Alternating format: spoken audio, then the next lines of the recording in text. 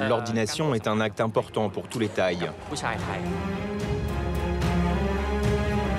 Je trouve que c'est assez exemplaire en Thaïlande, cette philosophie de vie. Du haut de ces 127 mètres, c'est l'édifice bouddhiste le plus haut du monde.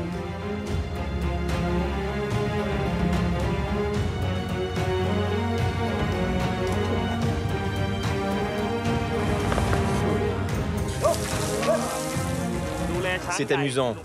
C'est très amusant de s'occuper d'un grand éléphant.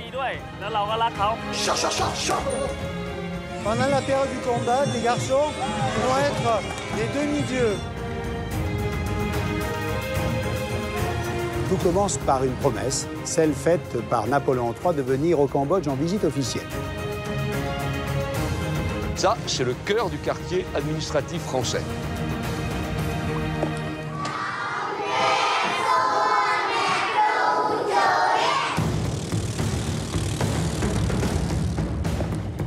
C'est sûr que sur la terre ferme, tout est plus simple.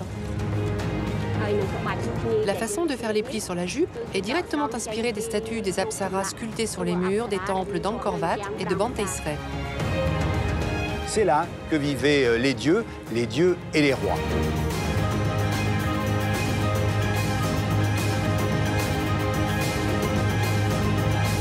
Quand je regarde en là-bas, c'est le métro à 6 heures.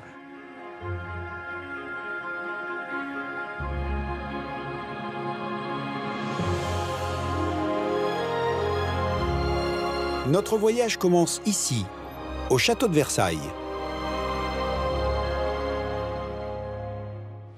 Ce nouvel épisode du Grand Tour va nous emmener en Asie, à la fois en Thaïlande et au Cambodge, sur les traces de deux personnages fascinants qui ont vécu au XIXe siècle. Le premier s'appelle Ramakat, c'était un roi, le roi de Siam, qui est l'actuelle Thaïlande.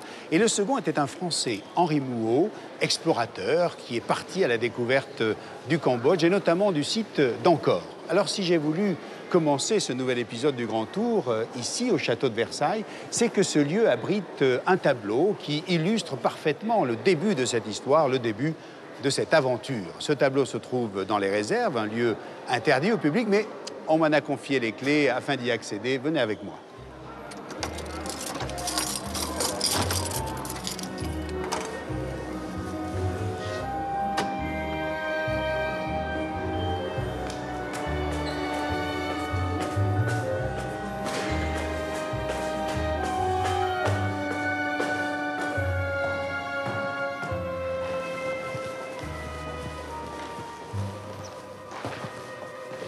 Alors ce tableau, le voici, il est magnifique, il est l'œuvre de Jean-Léon Gérôme et c'est une commande de Napoléon III.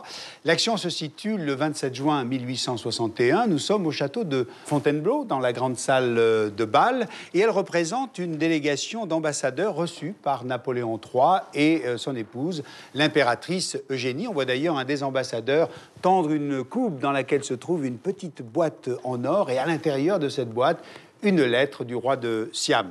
Alors cette délégation, vous le voyez, elle avance sur les genoux et sur les coudes. Et ce n'est pas un signe de soumission, mais un signe de respect. C'est une tradition au royaume de Siam. Cette délégation, à ce moment-là, va fortement impressionner et intriguer tous les Français qui assistent à cette réception.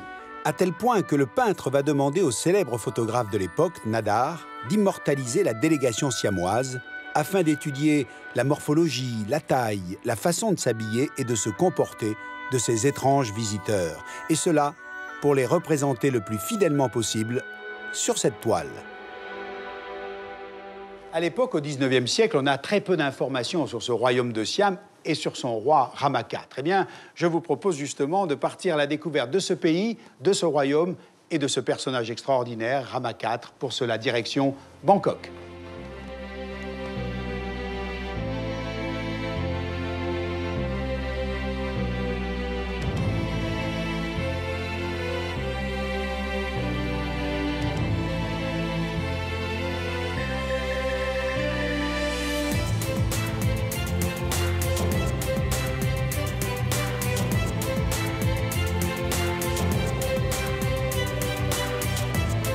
Bangkok, une mégalopole d'environ 10 millions d'habitants. Depuis 1782, c'est la capitale de la Thaïlande.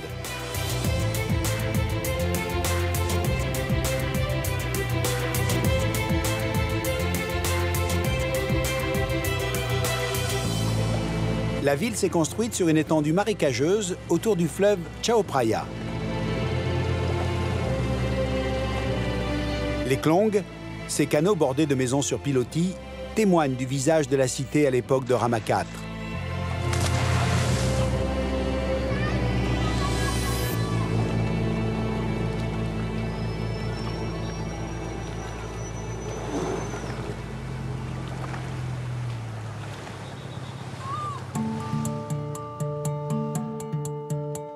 Installée sur la rive orientale du Chao Phraya, la résidence de France.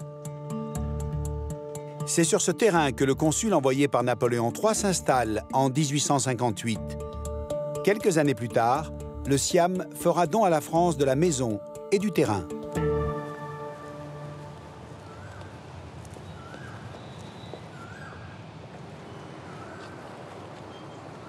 Le fleuve Chao Phraya, qui signifie en thaï le seigneur des eaux, a longtemps été la seule voie d'échange avec l'étranger. Il faut s'imaginer qu'à la fin du XIXe siècle, les berges étaient jalonnées de petites baraques en bois. Il n'y avait pas de maisons bâties, excepté bien sûr le palais royal, les temples ou les ambassades, comme celle-ci, l'ambassade de France, où je me trouve. D'ailleurs, à l'époque, les ambassades avaient élu domicile sur ces berges, tout simplement pour des raisons de commodité. C'était plus facile pour les ambassadeurs de se rendre directement au palais royal en passant par le fleuve. C'est d'ailleurs ce que nous allons faire. Venez avec moi.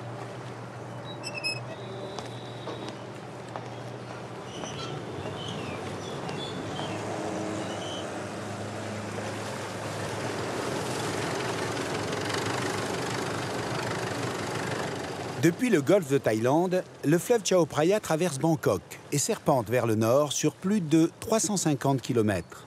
Il a longtemps été considéré comme un rempart naturel qui protégeait la ville des menaces birmanes.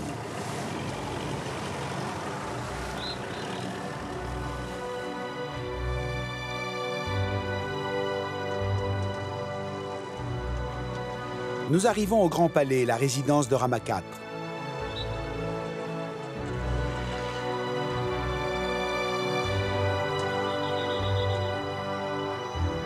Le joyau du Grand Palais, c'est le Wat Phra Keo, ce vaste ensemble architectural qui compose le temple bouddhiste.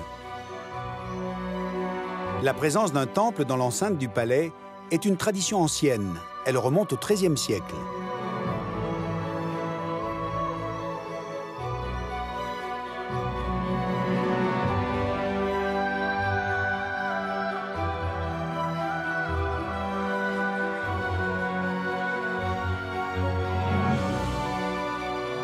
Au cœur du temple, le sanctuaire dédié au Bouddha d'émeraude.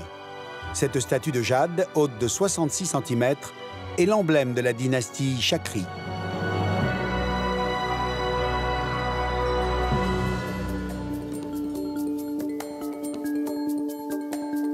Héritier de cette dynastie, le roi Rama IV monte sur le trône en 1851.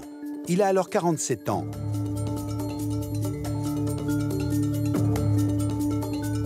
Son ambition n'a jamais été d'assumer la charge royale.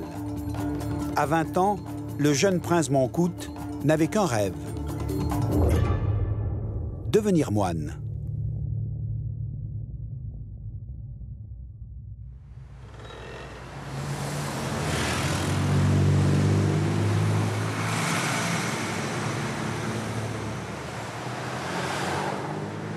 Depuis cette époque, le décor a changé. Mais Rama IV a vécu lui aussi ses petits matins, pieds nus, dans les rues de Bangkok, en quête de la nourriture de la journée. En Thaïlande, la population a le devoir de nourrir les moines.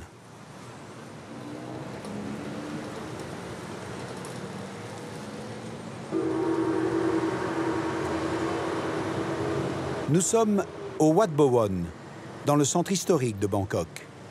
Le Wat Bowon, c'est l'un des plus célèbres temples bouddhistes de la ville. Ce matin, le temple est en effervescence. Il s'apprête à recevoir de nouveaux disciples. Natakrit se prépare à devenir moine. Que cette formation te mène vers une réussite et une prospérité sans obstacle, dépourvue de tous les ennemis et des êtres maléfiques. Je te souhaite longévité, bonheur et bonne santé.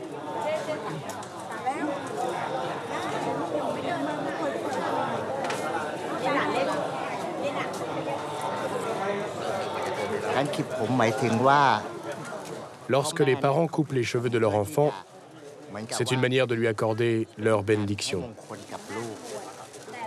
Ils le bénissent en guise de bon augure.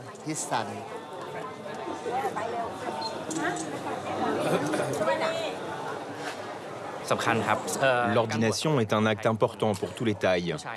C'est considéré comme un devoir que tous les hommes Thaïs doivent accomplir au moins une fois dans leur vie.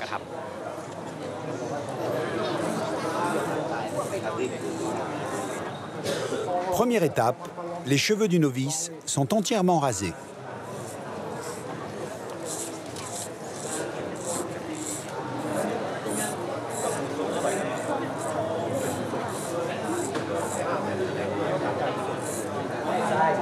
Particularité du bouddhisme en Thaïlande, on rase également les sourcils.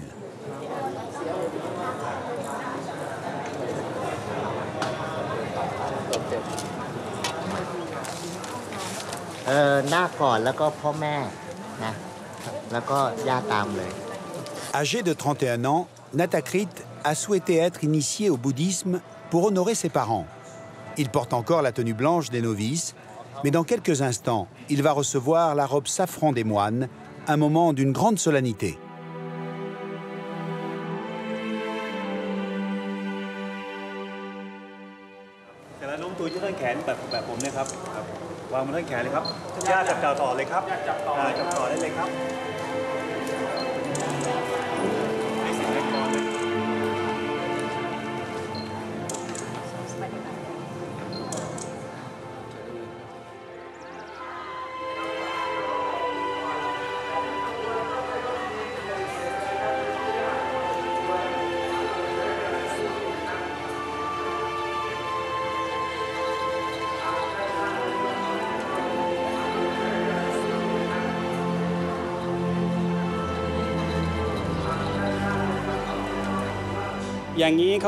Avant de recevoir l'ordination, l'initié est considéré comme un ignorant, car il n'a pas encore eu d'entraînement de l'âme. Recevoir l'ordination, selon la religion bouddhiste, c'est étudier et entraîner son âme.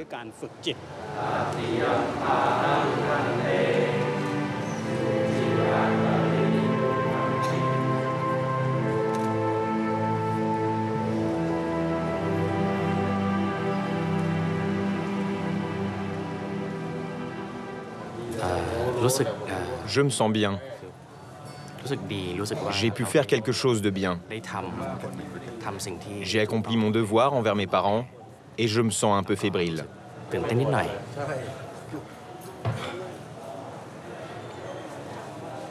Vient enfin le moment pour Natakrit de revêtir la robe safran, une modeste tunique, symbole de détachement et d'humilité. Les hommes thaïs peuvent endosser la robe de moine pour la durée de leur choix.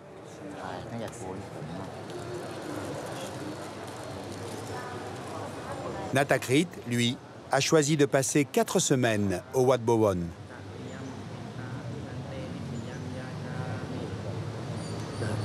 C'est un temple royal et c'est un honneur de pouvoir faire recevoir l'ordination à mon fils ici même. Notre roi, le roi Rama IX, lui aussi a reçu l'ordination ici.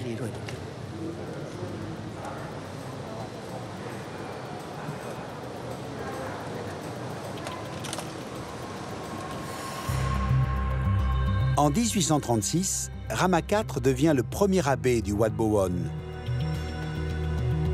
Cette statue lui rend hommage. Rama IV restera ici jusqu'à son accession au trône de Thaïlande. Il réforme profondément l'enseignement du bouddhisme.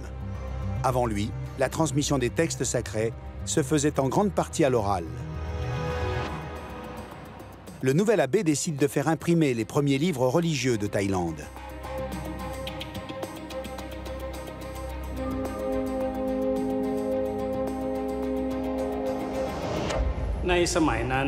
À l'époque, la Thaïlande n'avait pas d'imprimerie.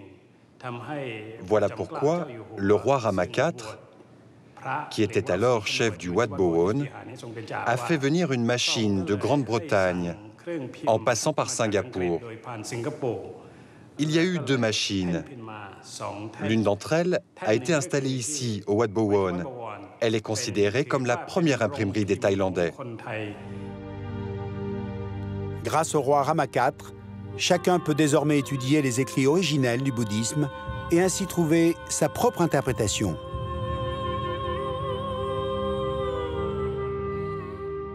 Le premier héritage du roi Rama IV, c'est ne pas croire, c'est-à-dire ne pas croire n'importe quoi. Il faut étudier, rechercher et forger sa propre expérience. C'est ça l'entraînement de l'âme.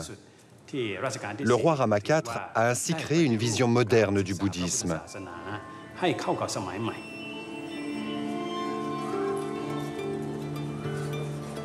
Hier encore, Natthakrit vivait confortablement au sein d'une famille aisée. Ce matin, il doit à son tour, pieds nus, quêter sa nourriture de la journée.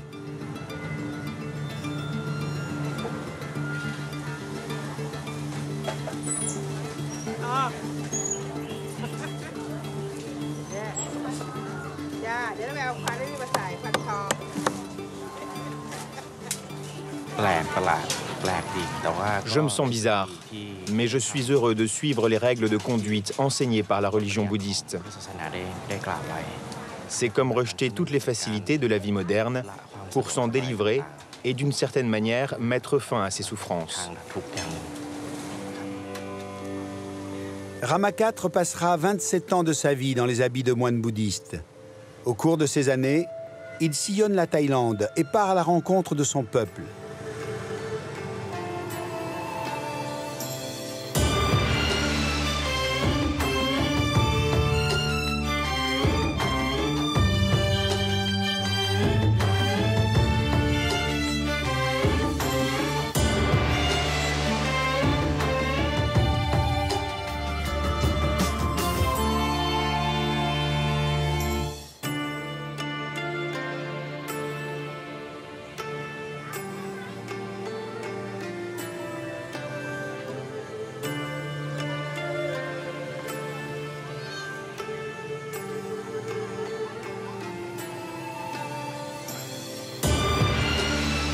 À 1 heure de Bangkok, nous arrivons à Nakhon Pathom.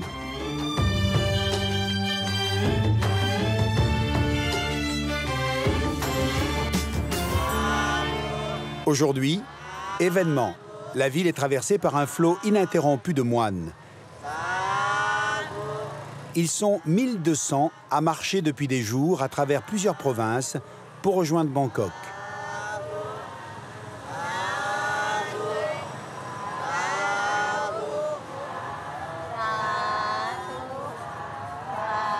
Leur passage suscite une grande dévotion. Pour faciliter leur déplacement, les fidèles déroulent sous leurs pieds nus un tapis de pétales de soucis, symbole de prospérité.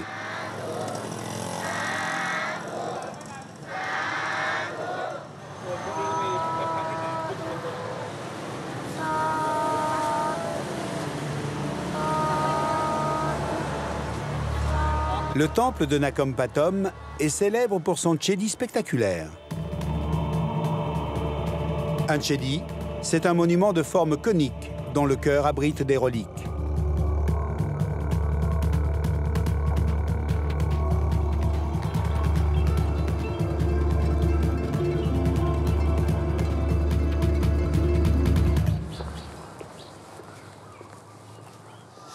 Tout au long de sa vie, Rama IV restera très proche du bouddhisme. Il vient souvent ici en pèlerinage, alors même qu'il est encore moine. Alors, il découvre un bâtiment qui n'est pas dans cet état-là. Il est en ruine à l'époque, il est envahi par la jungle. Et dès qu'il est couronné roi, eh bien, Rama IV ordonnera qu'on restaure ce bâtiment. Les travaux vont durer 17 ans pour obtenir ce magnifique résultat. Du haut de ses 127 mètres, le chedi domine entièrement la ville de Nakhon Pathom. C'est l'édifice bouddhiste le plus haut du monde.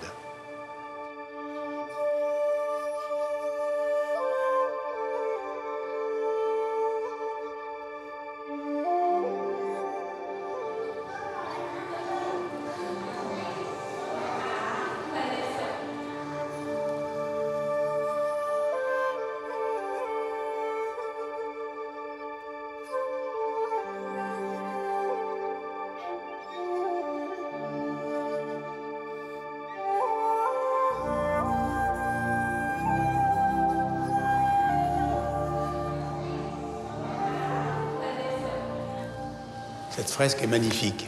Elle est très intéressante parce qu'elle raconte toute l'histoire du bâtiment. On se rend compte ici que le Chedi recouvre 2 autres structures. Vous savez, un peu comme le principe des poupées russes. Alors, la première structure aurait abrité une relique de Bouddha. La deuxième structure date, elle, du XIe siècle. Elle est d'origine khmer. Quant au Chedi actuel, il est l'œuvre de Rama IV. Le Prapatom Chedi est l'un des temples les plus fréquentés et vénérés de Thaïlande.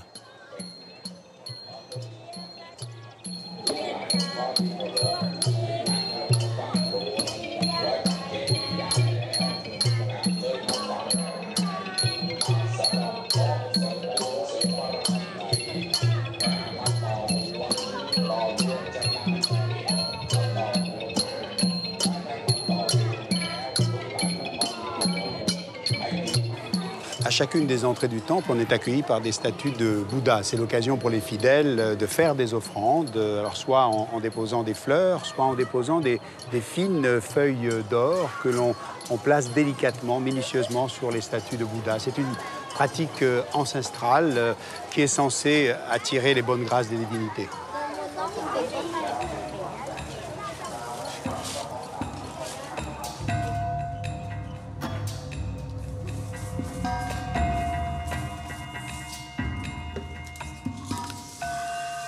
Des milliers de feuilles d'or sont ainsi utilisées chaque jour en Thaïlande.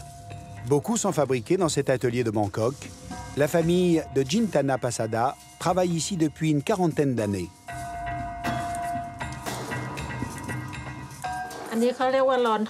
Ceci est une bande d'or brute pressée que l'on découpe en petits carrés.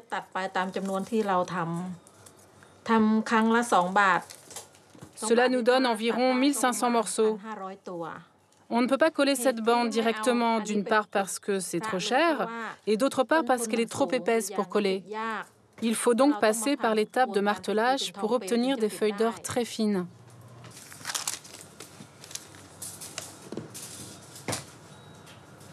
Avant cela, les paillettes sont assemblées pour former de petits paquets d'une dizaine de centimètres d'épaisseur.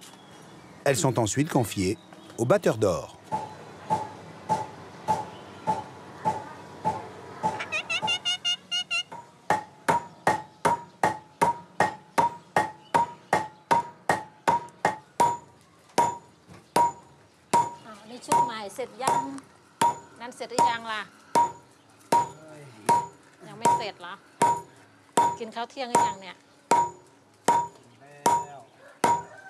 Juan est batteur d'or depuis près de 30 ans. Il place le paquet dans un châssis en bois qu'il va frapper en continu pendant environ 6 heures. Si on arrête de frapper, l'or se fige. Il faut marteler de façon continue et toutes les 5 minutes, il faut retourner le paquet. On ne peut se reposer qu'au bout de 2 heures, 5 minutes de pause et après, on recommence.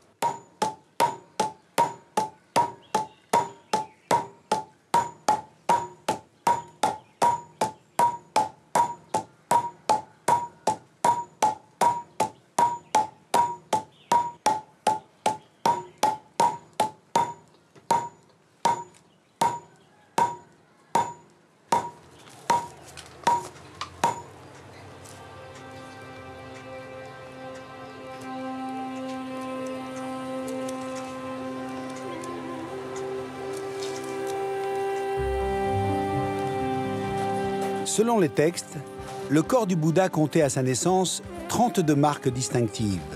Parmi elles, une peau dorée et lumineuse. Voilà pourquoi la tradition veut que les statues de Bouddha soient recouvertes de feuilles d'or.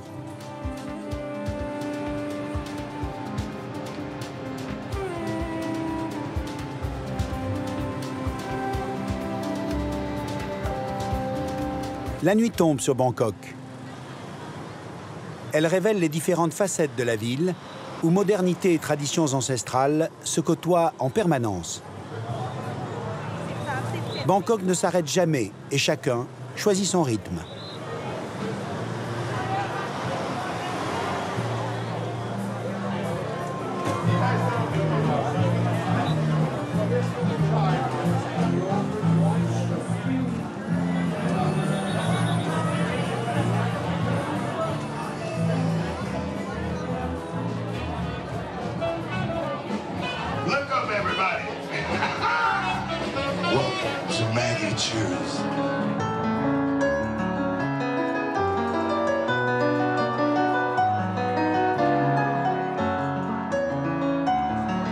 Nous sommes au Maggie Choose, un club du centre-ville que le compositeur français Laurent Couzon connaît bien pour s'y produire régulièrement. Pour lui, Bangkok est un port d'attache depuis une dizaine d'années, une source d'inspiration infinie.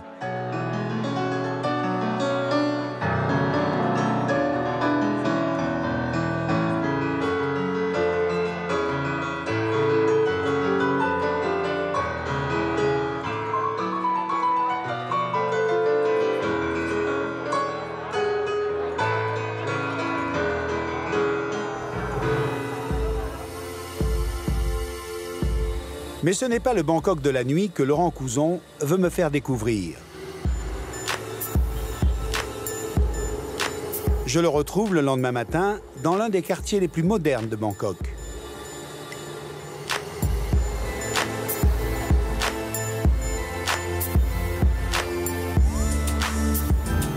Si je vous ai donné rendez-vous ici, c'est parce que c'est l'hypercentre de Bangkok. Là, c'est Sathorn Road, c'est une grande avenue qui va du centre au fleuve de Bangkok. C'est un peu le Wall Street, hein, ici, avec tous les grands immeubles d'affaires. C'est le centre d'affaires financier. C'est le centre d'affaires. Ça, c'est des grands immeubles modernes qui sont tous très, très récents. Mais ce que je voulais vous montrer, c'est que Bangkok, c'est vraiment une ville de contraste. Parce qu'au milieu de tous ces grands immeubles ultra-modernes, il y a encore le Bangkok traditionnel. Qui a été préservé. Qui a été préservé et qui est juste au cœur de ces immeubles.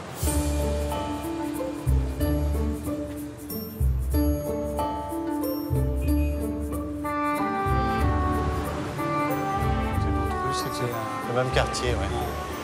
Tout le long, comme ça, il y a plusieurs petites rues similaires. Voilà. Et donc ça, c'est le quartier que tu voulais me montrer. Je voulais te montrer. Ces ruelles comme ça, avec des bâtiments en bois de petite taille, on en trouve souvent dans Bangkok ou c'est isolé, c'est un quartier? Non, il y en a partout. Ça, c'est le vrai Bangkok. Alors, les Thaïs qui vivent ici, on leur a proposé des fortunes pour quitter leur maison. Oui, parce que je me demandais, c'était amené à disparaître, ces quartiers-là, non? Bangkok, c'est la modernité et la tradition. Donc, je pense que les gens qui habitent ici sont profondément ancrés dans la valeur de leur histoire, de leurs ancêtres, de leur tradition. Et je ne pense pas, en tout cas, je prie pour, ils ne vont pas céder à la tentation des promoteurs immobiliers. On a là la cohabitation entre deux mondes, vous le disiez tout à l'heure, la finance, ceux qui possèdent, ceux qui ont l'argent, et puis ceux qui se contentent de peu ici. Cette cohabitation se passe bien? Elle se passe plus que bien et je trouve que c'est assez exemplaire en Thaïlande, cette philosophie de vie. Ça vient beaucoup du bouddhisme. La jalousie n'existe pas. Envier son voisin ou vouloir lui voler ce qu'on n'a pas porte malheur à son karma et donc à sa prochaine vie. Donc il n'y a personne qui va envier, jalouser ou essayer. On accepte sa condition. Je ne connais pas beaucoup d'exemples dans le monde de tours de luxe de 60 étages qui côtoieraient ce qu'on pourrait presque appeler ici des bidonvilles sans aucun problème. Il n'y a jamais aucun problème ni de sécurité, ni de violence entre ces deux mondes. C'est une certaine philosophie de vie. Laurent, vous parliez des tours, en voici une. Oui, oui. C'est impressionnante. Elle est impressionnante. Elle est à 100 mètres. Oui, elle est juste à côté.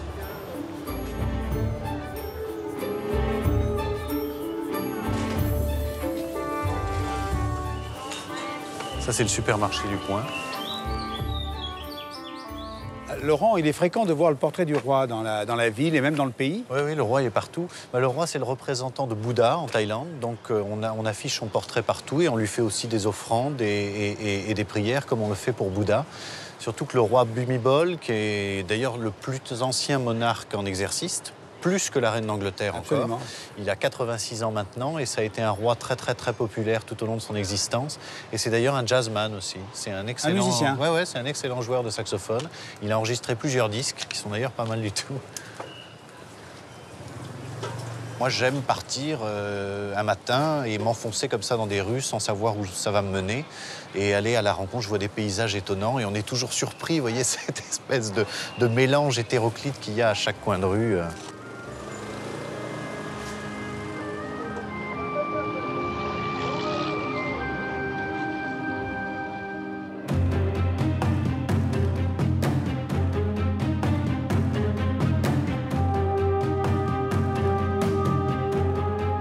Nous reprenons notre voyage sur les traces de Rama IV.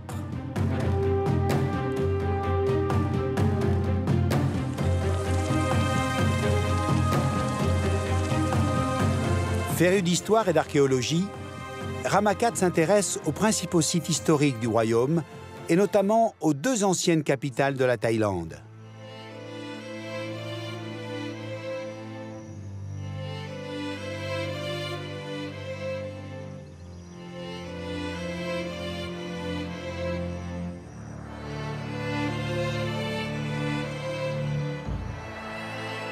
Lorsqu'il arrive ici, à Sukhothai, Rama IV est toujours moine. Il a alors presque 30 ans. Sukhothai signifie en sanskrit « l'aube du bonheur ». Fondé au XIIIe siècle, Sukhothai est considéré comme le premier royaume thaï.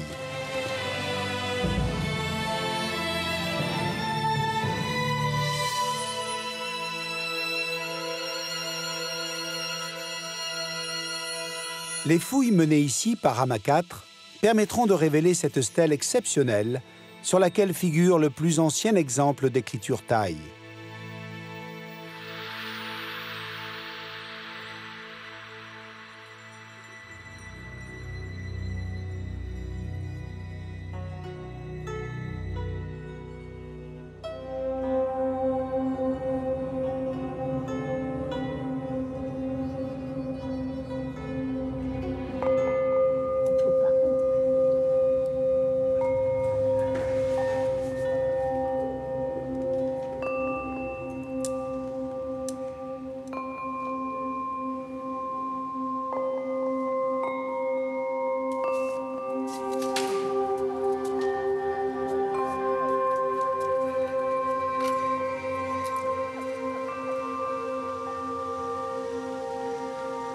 Sukhothai sera la capitale du royaume de Siam pendant près de 200 ans, avant de céder son rang à la cité d'Ayutthaya.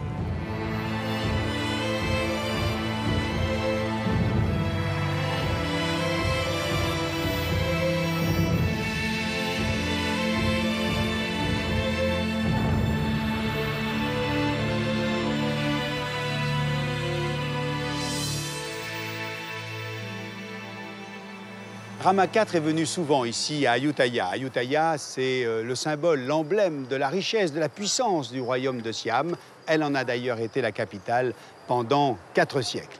Et puis à la fin du XVIIIe siècle, après 15 mois de siège, les Birmans prennent la ville et la mettent littéralement à sac. Le palais royal et ce temple sont d'ailleurs quasiment détruits. Et pour prouver, pour imposer leur domination, les Birmans vont décapiter toutes les statues de Bouddha qu'ils trouvent sur leur chemin.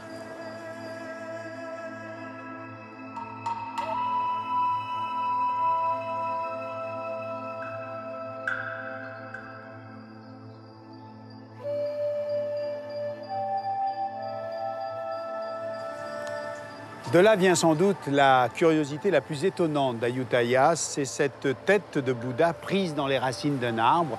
La légende veut qu'elle ait été laissée par terre, abandonnée par les Birmans.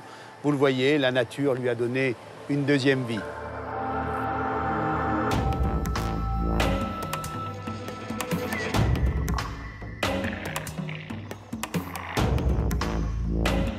Au temps de son apogée, Ayutthaya est un véritable centre économique et commercial, une passerelle entre l'Orient et l'Occident. À cette époque, entre le XIVe et le XVIIIe siècle, la ville compte près de 400 temples. Au cœur de la cité est installé un kral, c'est-à-dire un enclos où étaient dressés les éléphants royaux.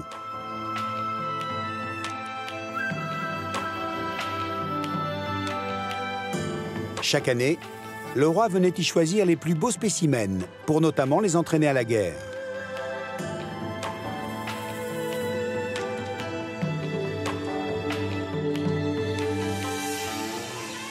En 1996, un passionné investit toute sa fortune dans la création d'un refuge pour éléphants.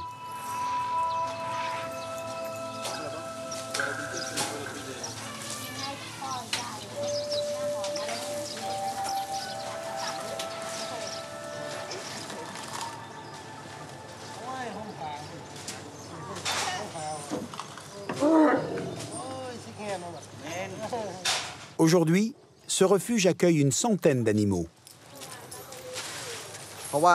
Il y a une dizaine d'années, les informations parlaient d'une extinction d'éléphants. C'est pourquoi nous avons créé cet endroit. Nous ramenons les éléphants des 4 coins de la Thaïlande afin de leur offrir un toit, un travail, de la nourriture. Il y a 10 ans, on voyait des éléphants errant dans les rues. C'était très dangereux. Ils pouvaient être percutés par une voiture ou provoquer des accidents.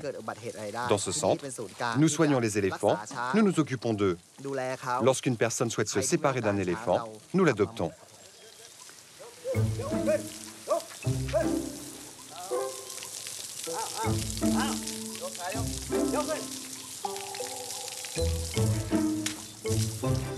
Les éléphants sont dressés pour participer à des parades, des spectacles ou encore des films, comme en 2004, dans le long métrage d'Oliver Stone, Alexandre.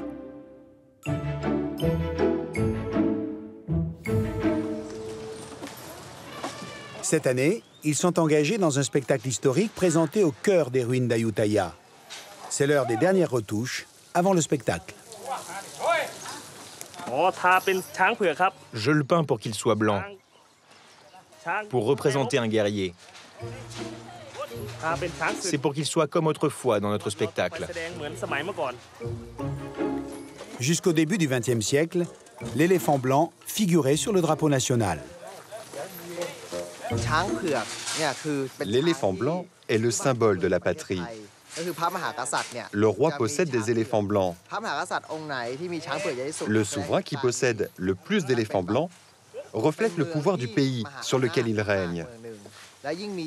Plus il en a, plus son pouvoir est étendu. L'éléphant blanc est rare, on en voit peu. Mais si un roi en possède plusieurs, cela signifie que son prestige est grand.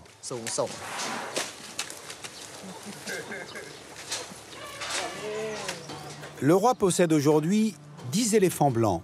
En Thaïlande, il est d'ailleurs le seul à pouvoir être propriétaire de cet animal mythique. Pour les éléphants du Kral, l'heure est venue de se mettre en route.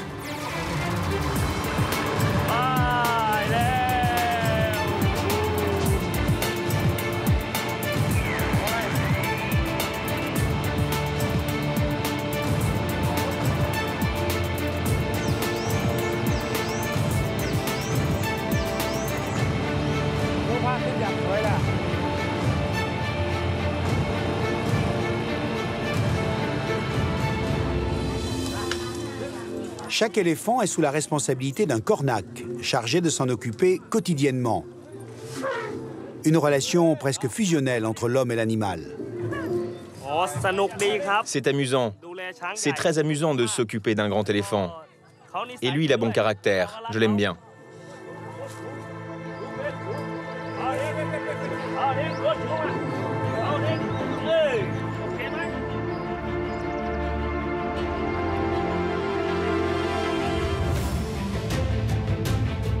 Le spectacle retrace l'épopée d'Ayutthaya. 33 souverains se sont succédés à la tête du royaume, engagés dans une succession de guerres.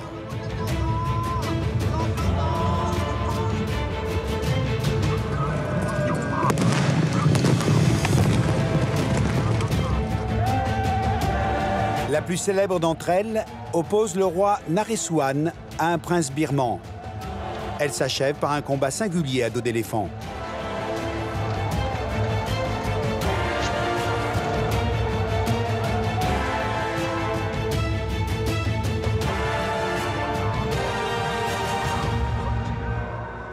Vainqueur du combat, Naresuan est aujourd'hui l'un des personnages historiques les plus vénérés de Thaïlande.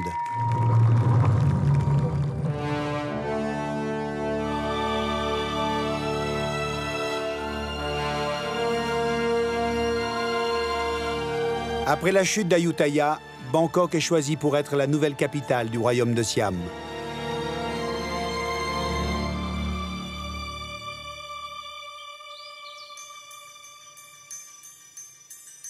Le Wat Po est l'un des premiers temples bouddhistes édifiés à cette époque. Ces pagodes ont été construites en l'honneur des 4 premiers rois de la dynastie Chakri, dont faisait partie Rama IV.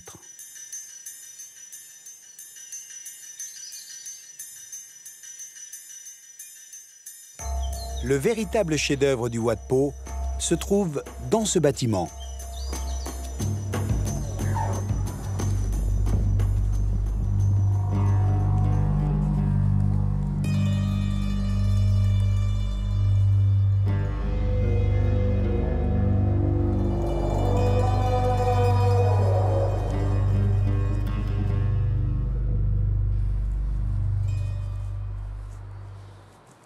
Le Wat Po tient sa célébrité à la présence de cette monumentale statue de Bouddha. Elle est entièrement recouverte de feuilles d'or. Elle mesure 46 mètres de long et 15 mètres de haut, et c'est la plus grande représentation d'un Bouddha couché ici en Thaïlande. Un Bouddha couché, cela signifie que Bouddha est sur le point de mourir et d'accéder au nirvana. Alors dans le bouddhisme, le nirvana, c'est la libération totale des envies. Vous savez, ces envies du quotidien qui vous rendent insatisfaits. Et lorsque vous êtes totalement détaché de ces sentiments, libéré de ces envies, eh bien, vous pouvez accéder comme Bouddha au nirvana.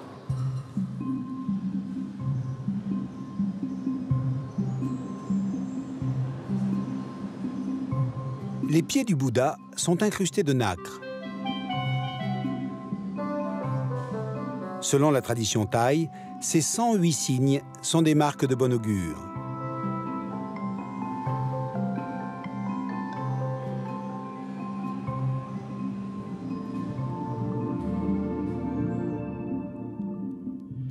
À quelques pas du Bouddha, dans l'enceinte du Wat Po, se trouve le centre de conservation des enseignements liés aux sciences, aux arts anciens, à la médecine traditionnelle ou encore au massage. Il date du milieu du 19e siècle. Reconstitué à partir de textes rescapés de la destruction d'Ayutthaya ou des traditions orales, ces savoirs ont été gravés dans la pierre.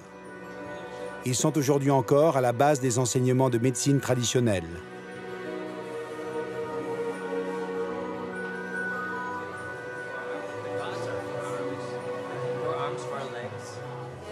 Ce groupe d'étudiants est venu en Thaïlande pour suivre la formation de l'école de massage traditionnelle du Wat Po. Ces dessins-là parlent des herbes, et ici des points de massage.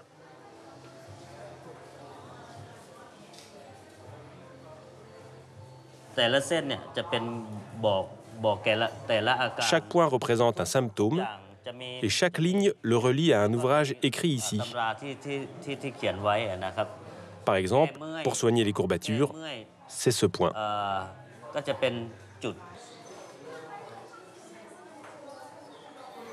Mais combien de temps faut-il pour apprendre tout ça? Moi, ça fait 17 ans que j'étudie, et j'apprends encore.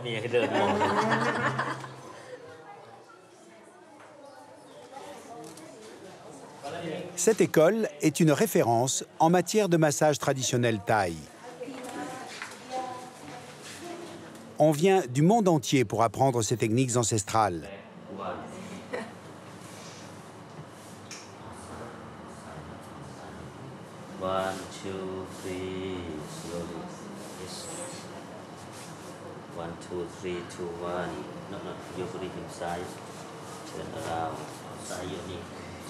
Dans cette classe, des élèves suisses, israéliens, brésiliens sont venus suivre une formation d'1 mois. Doucement, doucement. Sit like a duck. And put my knee above back, line 1 or line 2 together. 2. Finger lock. 3 up. 3. 1, 2, 3. Crack, crack, crack, crack, crack. If not crack, crack, it's okay, no problem. Everybody different body. Bien souvent, les gens prennent des médicaments.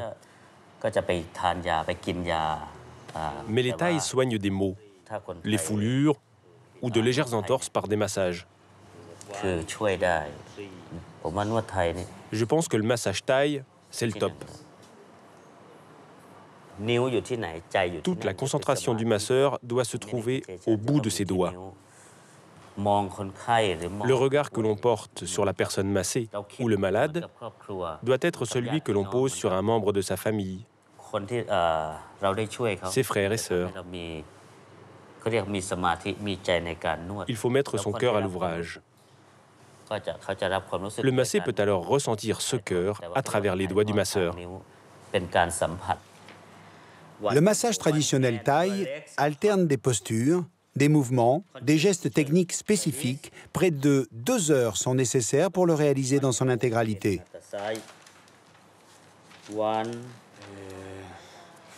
Je me sens libre. Mon corps est libéré.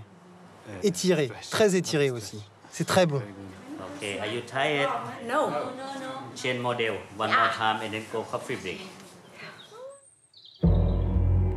Si le Wat Po est l'un des temples les mieux préservés de Thaïlande, tous ne sont pas aussi bien entretenus. Nous partons pour la banlieue de la capitale, au chevet d'un temple beaucoup moins visité.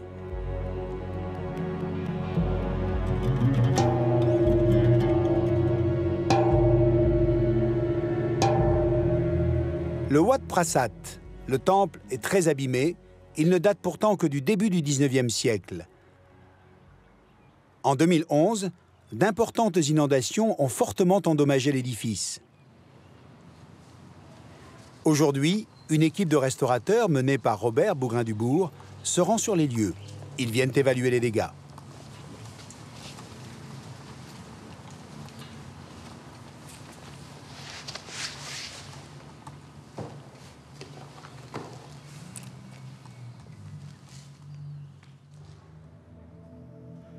Ce temple renfermait un véritable trésor. Sur les murs, ces fresques constituent le premier exemple de peinture murale en Thaïlande.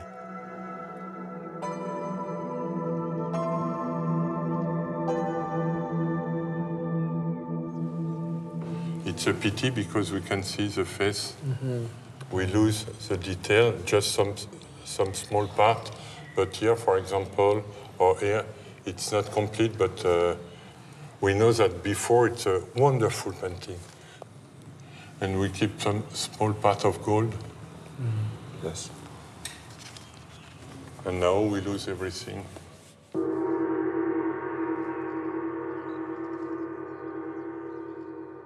Pour moi, ce temple fait partie des grognards de l'art. C'est-à-dire qu'en fait, ce sont des temples moins importants, que personne ne vient visiter pratiquement, et que de ce fait, on ne fait pas attention, on ne s'en occupe pas. Et pourtant, ils sont fondamentaux pour la culture thaï. L'état général des fresques inquiète le restaurateur. Mais en Thaïlande, l'approche de la conservation du patrimoine est très différente de la nôtre.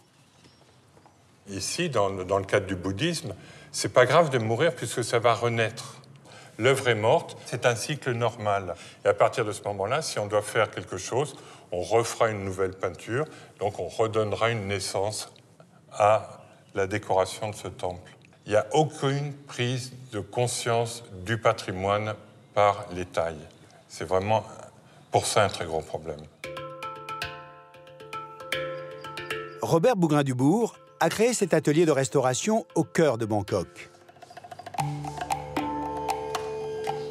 Il entame un travail sur ce portrait du roi Rama IV, un tableau issu des collections royales, puisque Robert Bougrain-Dubourg est le restaurateur officiel du palais.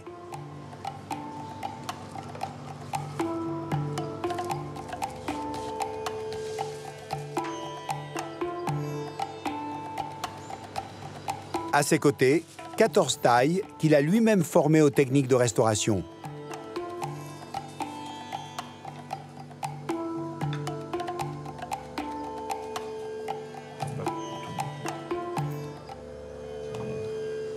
Alors, une des problématiques ici, c'est quand même que la formation générale fait que le maître a toujours raison. Comme il se trouve que le maître, c'est moi, je sais que je dis plein de conneries. Et donc, c'est difficile d'obtenir le fait qu'il pose des questions et à ce que je réponde sans être fâché. Donc, maintenant, comme on travaille depuis 10 ans, ils n'hésitent pas à me le demander. Et ils me disent « Oh, Robert, ça marche pas, est-ce qu'on pourrait faire ci ou ça ?» Donc, il y a une confiance qui s'est mise, qui petit à petit a fait qu'ils sont devenus propriétaires des techniques et des œuvres sur lesquelles ils travaillent. Et là, j'ai mis en place 14 tailles qui y croient. C'est eux qui vont prendre le relais.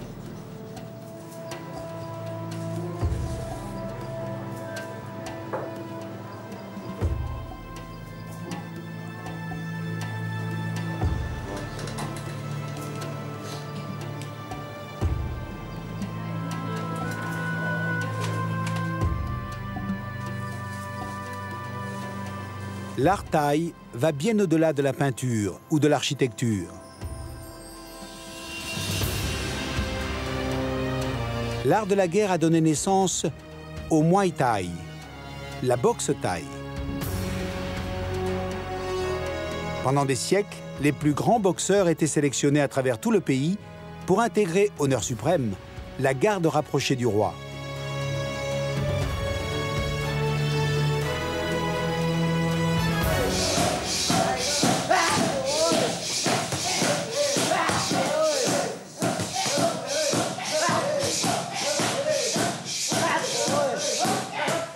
Aujourd'hui, cet art est devenu un sport extrêmement populaire. Et surprise, ses meilleurs ambassadeurs sont français. Voici Antoine Pinto et son frère Victor. À eux deux, ils comptabilisent les titres de champion du monde, champion d'Europe et de meilleurs boxeurs de Muay Thai de Thaïlande. Originaires des Pyrénées, ils sont arrivés ici avec leurs parents il y a 12 ans. À 50-100 mètres de la maison où on habitait au début, il y avait un petit camp de boxe, en fait, un petit gym, et on voyait les gamins courir devant la maison tous les jours. Et en fait, ça nous a pris, on a suivi juste pour se faire des copains. On a appris à compter déjà en faisant des séries d'abdos, donc ça nous a appris la langue. Et petit à petit, en s'amusant dans le gym, en s'entraînant un peu, donner des coups de pied, parler avec les copains, et c'est comme ça qu'on est rentré dans la boxe.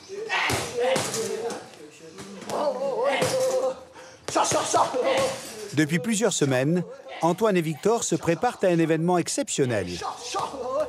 La grande finale du Thai Fight.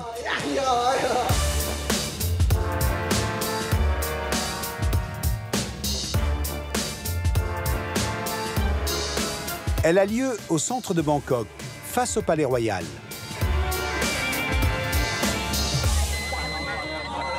La compétition est retransmise en direct à la télévision, car en Thaïlande, la boxe, c'est le sport national.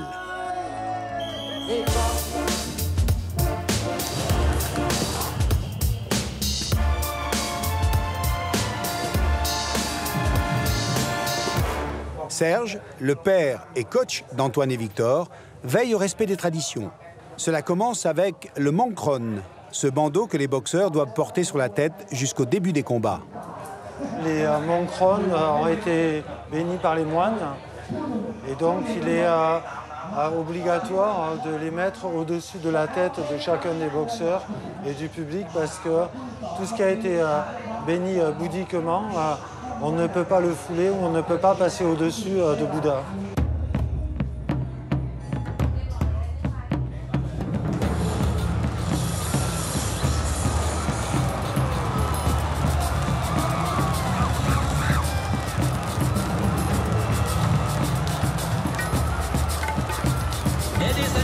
Please welcome Antoine Pinto! Yeah!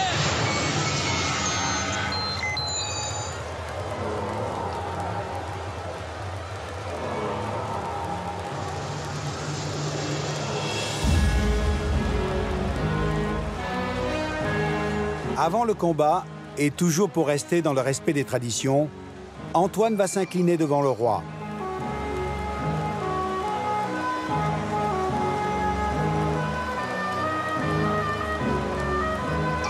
La fille du roi, la princesse Subol Ratana, est venue en personne assister à la finale.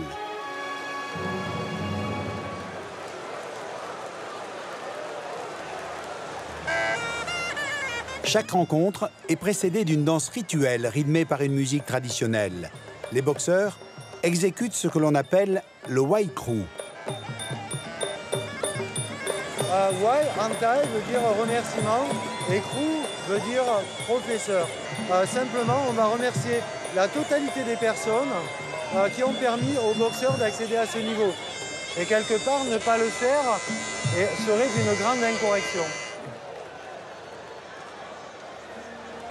Boxe le dur, dur, dur, quoi. Prends pas de risque, mais boxe le dur, quoi. C'est toi le maître ici, c'est toi le king, personne ne peut rien te faire, quoi. C'est toi le champion ici.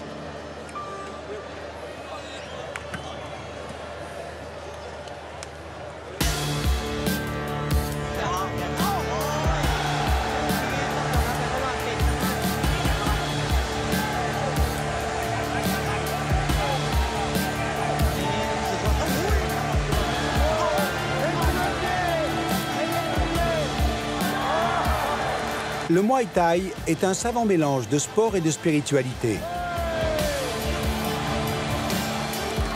Le ring est considéré comme un espace sacré. Effectivement, cet espace-là est aussi l'espace sacré de la boxe, qui est un peu, pendant la période du combat, des garçons qui vont être des demi-dieux.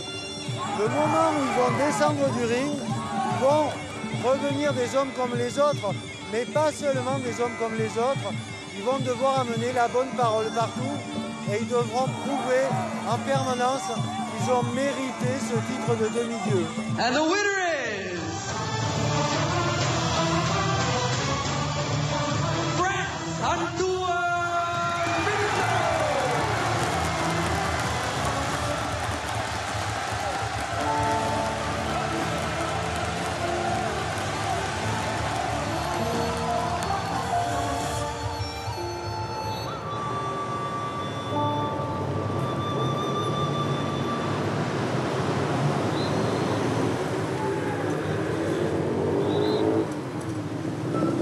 Avant de quitter Bangkok pour le Cambodge, nous retournons une dernière fois au Palais Royal.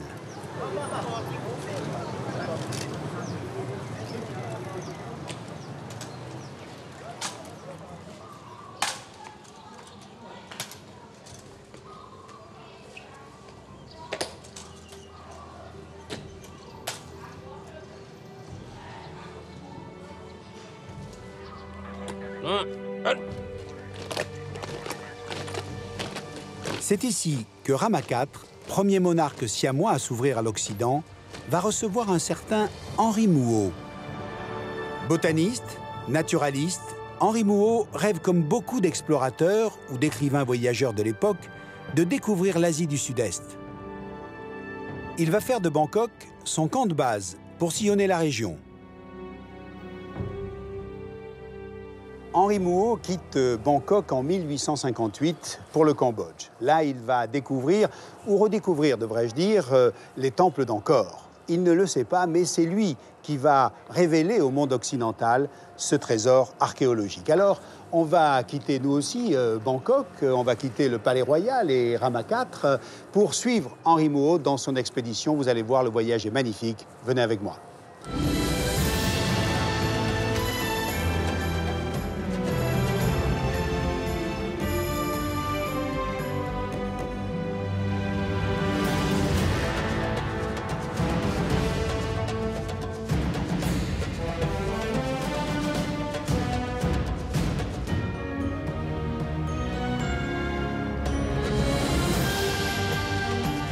Udong est la première étape d'Henri Mouhot au Cambodge.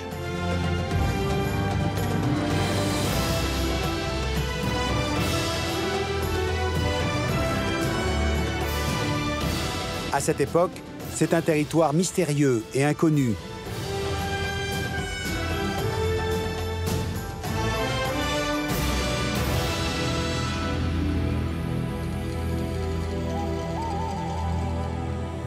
Dans ses carnets de voyage, l'explorateur français évoque ses rencontres avec la population, les paysans, les missionnaires et le roi. Il consigne tout ce qu'il apprend et notamment comment vivre et survivre dans cette nature souvent hostile.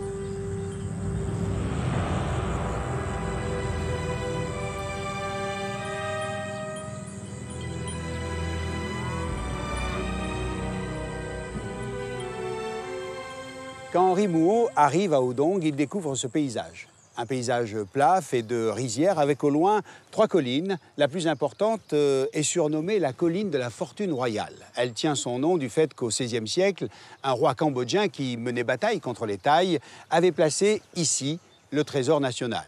Alors Henri Mouhot est le premier Français à découvrir Udong et depuis, ce décor n'a pas changé.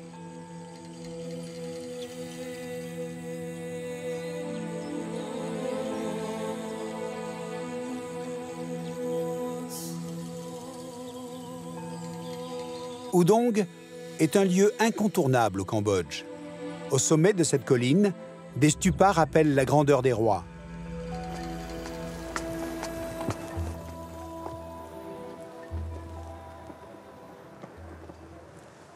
Udong occupe une place particulière dans le cœur des Cambodgiens. C'est devenu en effet un haut lieu de pèlerinage. Et au sommet de cette colline de la fortune royale, on trouve un certain nombre de stupas. Les stupas, ce sont des temples qui abritent les cendres de plusieurs rois cambodgiens. Et celui-ci, qui est le plus important, abrite une partie des cendres de Bouddha. Les stupas sont les monuments les plus vénérés dans le bouddhisme. Ils symbolisent le lien entre la terre et le royaume des dieux.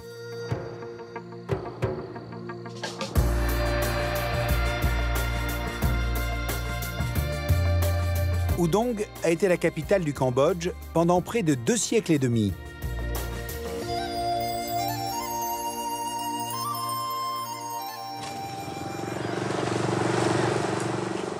Quand la cité s'est imposée comme la capitale du royaume au XVIIe siècle, le travail de l'argent et du cuivre est devenu une spécialité locale.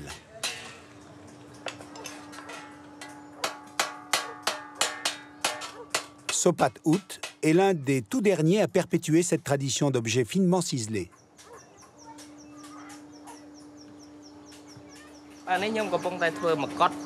Je suis en train de fabriquer une réplique d'une coiffe du roi Javarman. C'est une commande pour un spectacle. Sopat Ut travaille sur cette pièce depuis plus de 3 mois.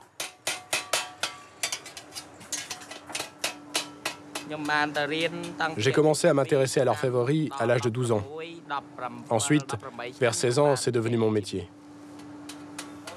Ce métier m'est très cher. C'est un travail noble qui me permet aussi de vivre. Je suis fier de pouvoir perpétuer cet art. Un art renommé pour sa finesse, non seulement au Cambodge, mais aussi dans le monde entier.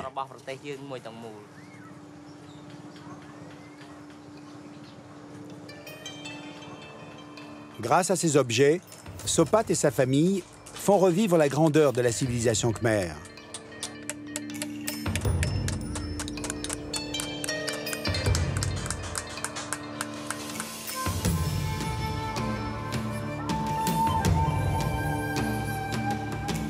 Dans les pas d'Henri Mouhot, nous partons à présent plus au sud, direction Phnom Penh, à une quarantaine de kilomètres d'Udong.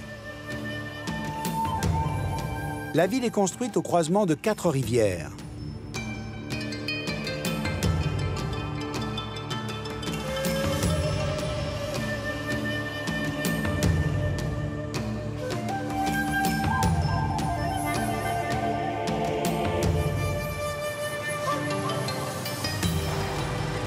L'explorateur français va y faire une courte escale. Selon Henri Mouhot, Phnom Penh n'est à l'époque qu'une petite ville d'à peine 10 000 habitants.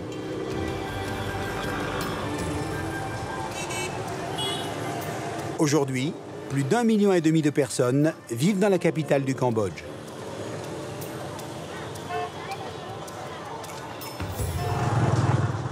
Quand Henri Mouhot arrive à Phnom Penh, il décrit une ville extrêmement bruyante et anarchique. D'ailleurs, il la baptise le Grand Bazar du Cambodge. Et aujourd'hui, ça n'a pas beaucoup changé. Vous pouvez l'entendre, les rues sont toujours aussi bruyantes.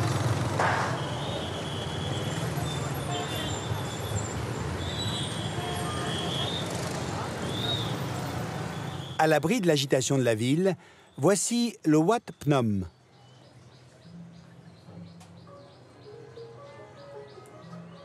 Ce temple rend hommage à celle qui aurait fondé Phnom Penh, Don Pen, la grand-mère Pen, comme on dit ici. La légende veut qu'elle ait découvert des statues du Bouddha sur les berges du Mékong et fait édifier ce sanctuaire au XIVe siècle pour les abriter. Les habitants de la ville viennent ici se recueillir pour gagner les faveurs des dieux et se faire prédire l'avenir par l'Aktia, le devin du sanctuaire.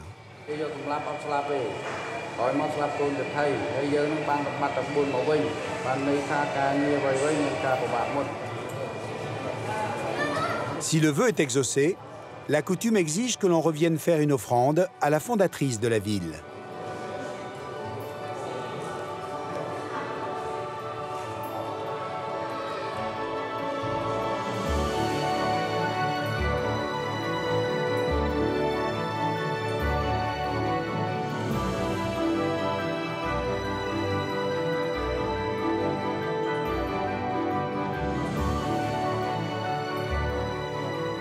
Sept ans après le passage d'Henri Mouhot à Phnom Penh, s'achève la construction du Palais Royal. Il se dresse en plein cœur de la ville.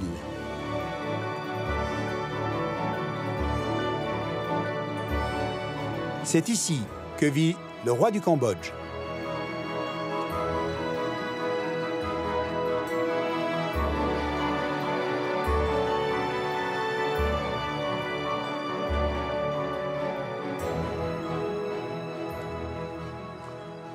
Le développement de la ville débute en 1860 quand le roi Norodom Ier décide de déménager d'Udong à Phnom Penh. Norodom Ier, c'est lui que l'on voit sur ce cheval blanc. Il y a une légende tenace sur l'histoire de cette sculpture. Tout commence par une promesse, celle faite par Napoléon III de venir au Cambodge en visite officielle. Cette visite n'aura jamais lieu, ne peut pas avoir lieu, et pour s'excuser, il aurait envoyé sa propre statue en bronze. Norodom Ier est vexé, touché dans son amour-propre et décide de décapiter la statue et de placer sa tête en lieu et place de celle de Napoléon III. Et c'est ainsi qu'aujourd'hui, on retrouve un roi du Cambodge en habit d'empereur français, tenant dans sa main droite un bicorne. Si au Palais Royal on atteste cette légende, pour les historiens, la réalité est tout autre. Cette statue aurait été réalisée après la mort de Napoléon III. Il s'agirait là, en fait, d'un hommage du roi cambodgien à l'empereur français.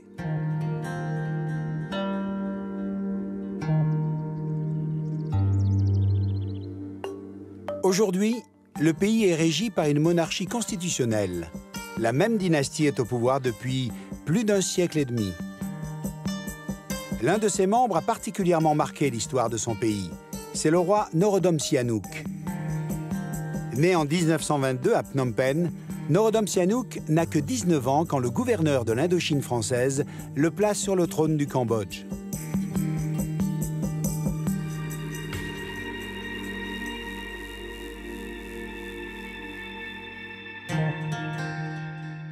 Son peuple l'appelait le roi père et lui-même appelait les Cambodgiens ses enfants.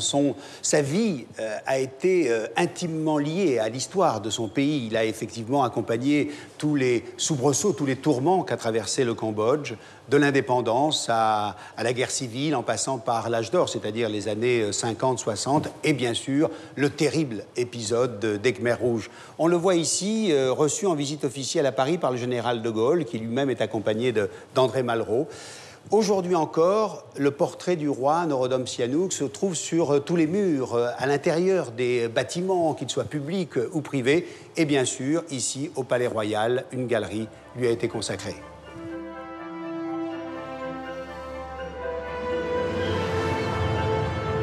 C'est sous Norodom Ier qu'est signé en 1863 le protectorat français.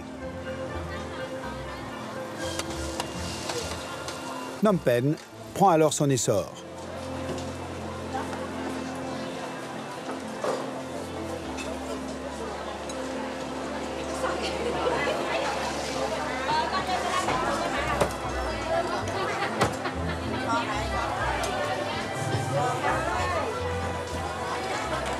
Jean-Michel Philippi est professeur de linguistique ici à Phnom Penh depuis 10 ans.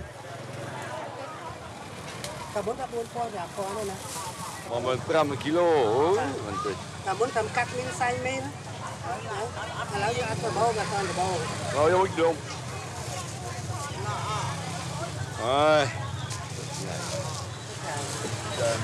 Càng ngày có chút nha đấy. À, Con gà. c'est pas du pire.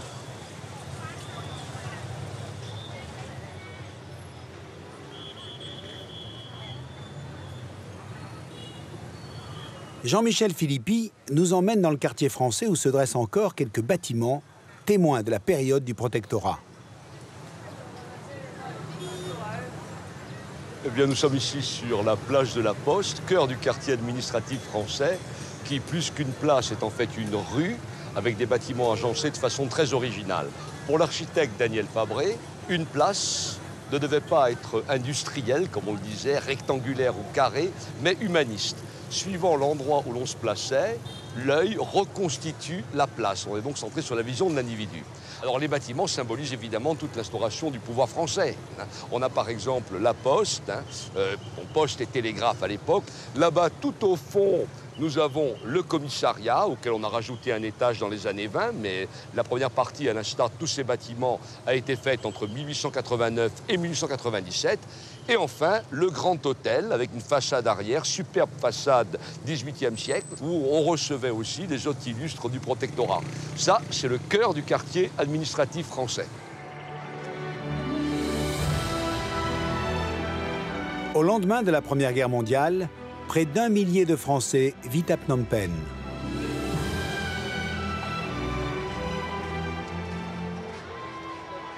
Leur lieu de rendez-vous, le café du Grand Hôtel, le seul café de la ville.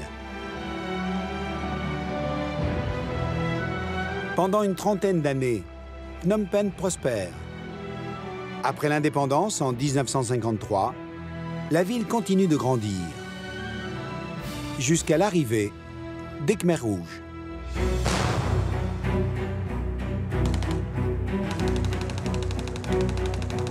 Le 17 avril 1975, ils défilent dans Phnom Penh. Pol Pot est désormais au pouvoir.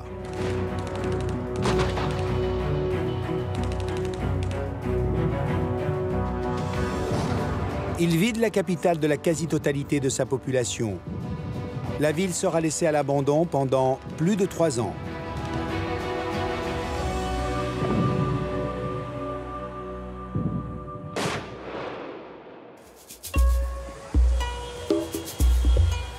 Aujourd'hui, le quartier cantonais, le plus ancien quartier de la ville, porte encore les traces de cette période tragique. Son repeuplement après la chute des Khmers rouges a généré un étonnant paysage urbain. À l'image de ce temple, totalement absorbé par la ville. Eh bien ici, on a le temple cantonais central de l'époque, complètement vampirisé, c'est-à-dire qu'il a été enserré par toutes les habitations possibles et imaginables, des motos qui passent à l'intérieur, hein, c'est quelque chose de courant. Alors quand on voit le nom du temple, le palais de la montagne de jade, l'utilisation de cette couleur verte, bleue ici et là, on est chez les cantonais.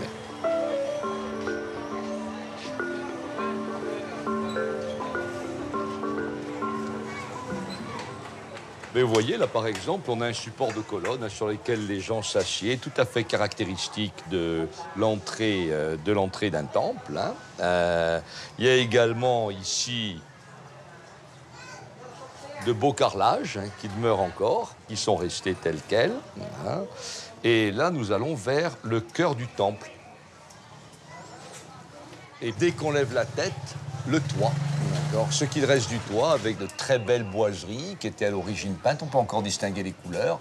Également de belles plaques votives dorées à l'or. Des gens voulaient les acheter pour les revendre, les gens refusaient de les vendre parce que ça pourrait attirer le malheur sur la communauté. Donc il y a quand même toujours l'idée quelque part d'une protection.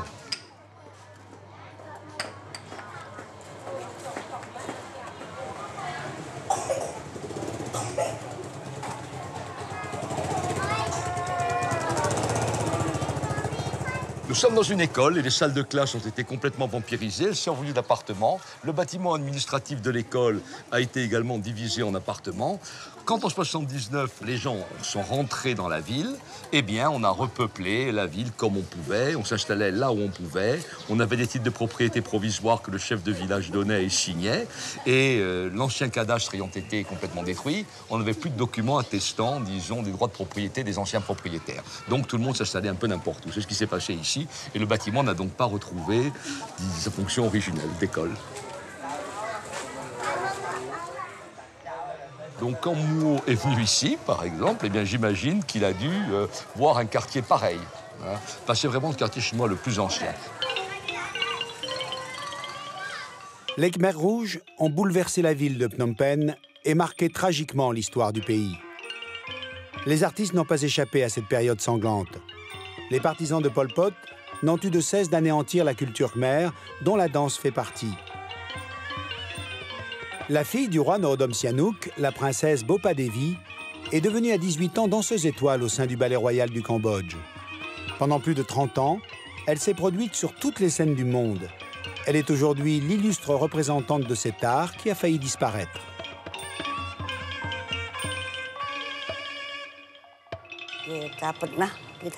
Il est vrai que pendant la période de Pol Pot,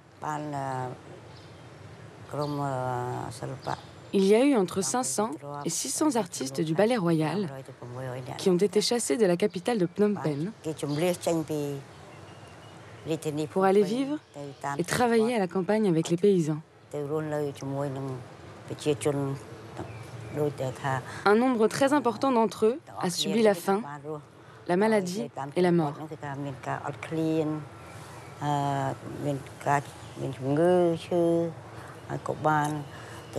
C'est pour cela qu'après cette période, seulement 8 à 10% des artistes ont survécu.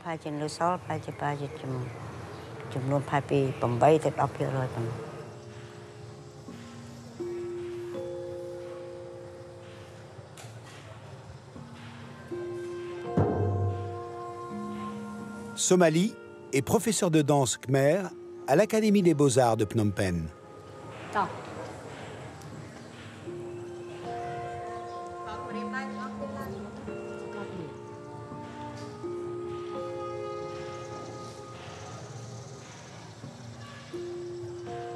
Elle fait partie des quelques danseuses traditionnelles à avoir échappé aux Khmers rouges.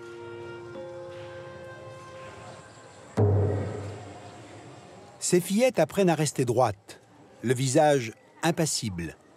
Dans la danse khmer, seules les mains et les pieds décrivent des figures. Toutes les postures doivent exprimer un sentiment et chaque geste a valeur de mots. Cet exercice sert à t'assouplir les poignets, les doigts et ici. Il faut bien placer le coude sur le genou et bien ouvrir les épaules. Placez le creux du poignet sous le creux de la cheville et l'autre main fait courber celle-ci. Maintenir les hanches et ouvrir les épaules. Ces exercices sont très difficiles car ils font travailler le corps contre sa posture naturelle. Naturellement, nos bras et nos mains vont dans ce sens-là, vers l'avant. Mais dans la danse classique khmer, il faut faire le contraire, c'est-à-dire qu'il faut faire venir les mains en arrière. Ces exercices peuvent faire très mal. C'est seulement quand on atteint ce degré de souplesse que l'on est prête pour le spectacle.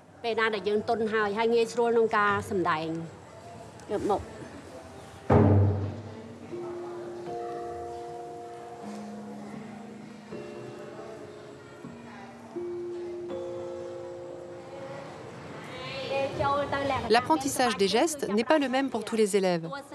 Les danseuses qui ont un rôle féminin doivent garder les mains rapprochées.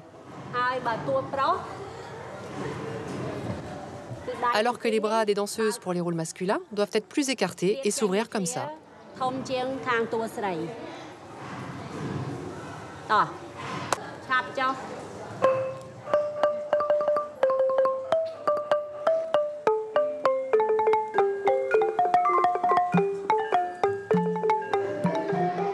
Après avoir assoupli les mains, les pieds, le corps et les hanches, il faut pratiquer ces exercices tous les matins.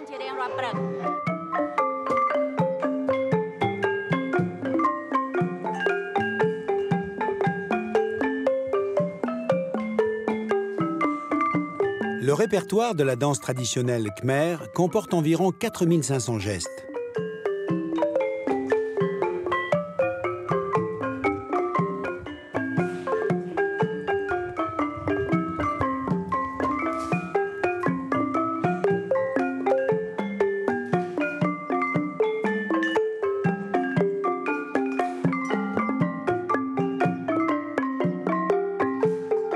Ces jeunes danseuses obtiendront leur diplôme après 10 ans d'une discipline de fer. Une formation indispensable pour intégrer un jour le ballet royal du Cambodge.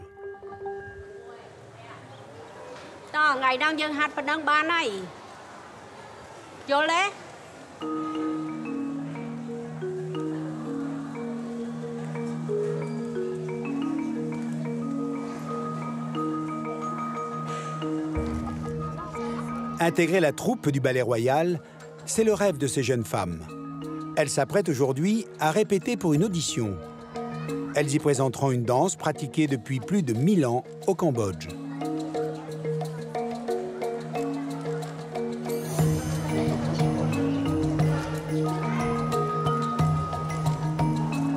Pour la première fois, elles revêtent le costume traditionnel des déesses dansantes des temples d'Angkor.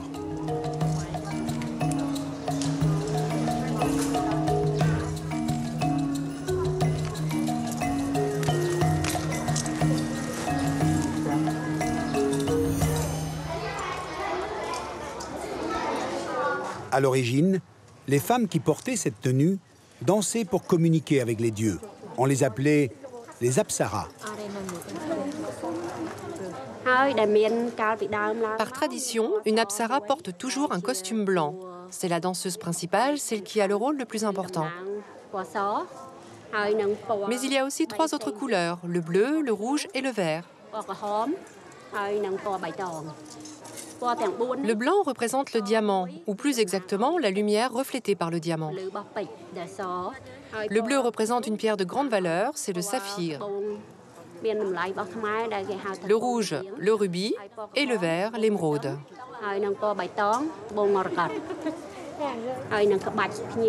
La façon de faire les plis sur la jupe est directement inspirée des statues des apsaras sculptées sur les murs des temples d'Angkor Wat et de Banteay Sray.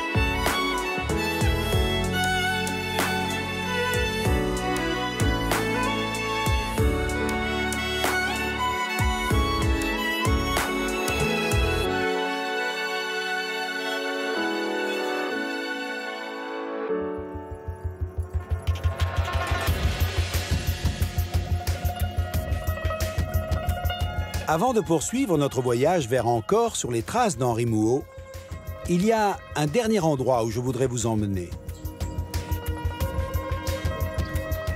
Il est intimement lié aux découvertes du naturaliste français. C'est le musée national de Phnom Penh.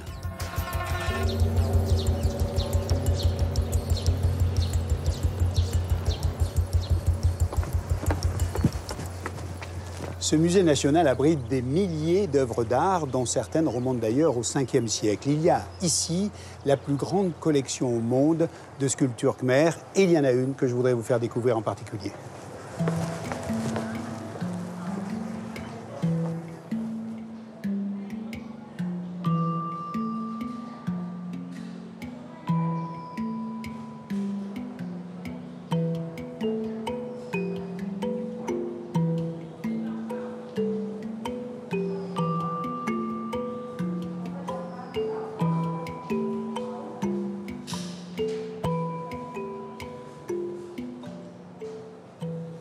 Cette sculpture, la voici, elle est censée représenter Jeverman VII. C'était un très grand souverain qui a régné au XIIe siècle.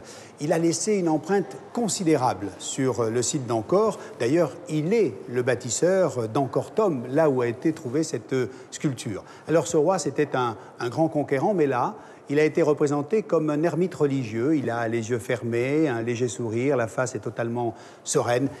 Il est en pleine méditation.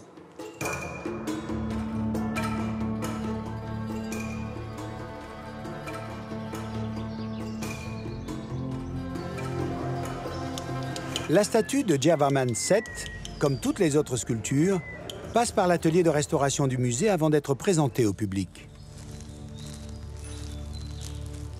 L'estampage est une des spécialités de l'atelier, une technique que Sreimon maîtrise à la perfection.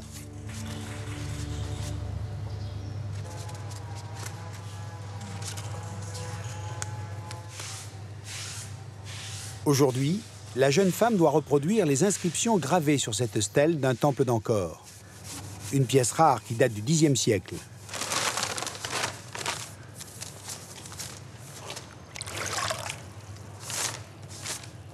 Grâce au travail de Sreimon, les archéologues pourront en savoir plus sur l'histoire du temple. Ils pourront ainsi recueillir de précieuses informations sur le roi qui l'a fait construire.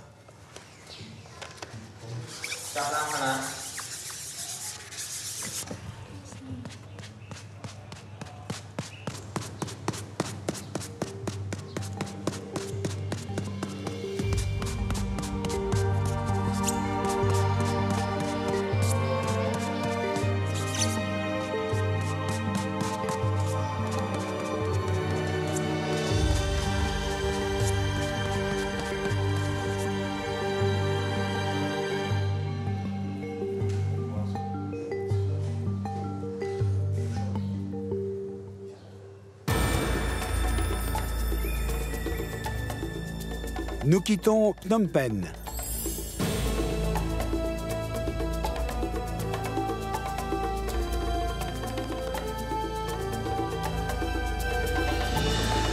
Le voyage continue vers le lac Tonle Sap. C'est une étape sur la route d'Angkor.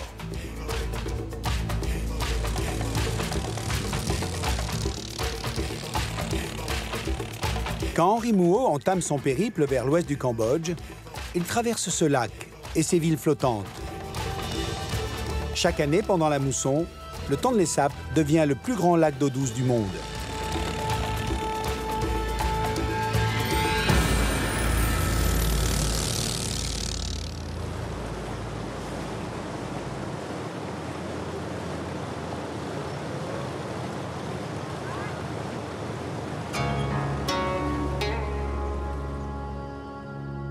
Dans le village de Prektoal, tout est resté figé comme au temps de l'explorateur.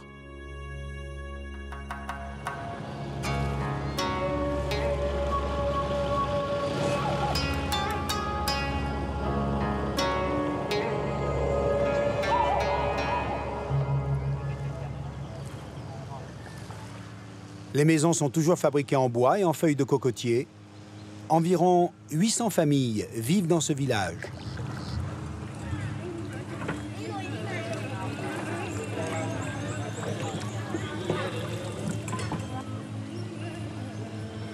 Ici, avant de marcher, les enfants apprennent d'abord à nager et l'on se rend à l'école en pirogue.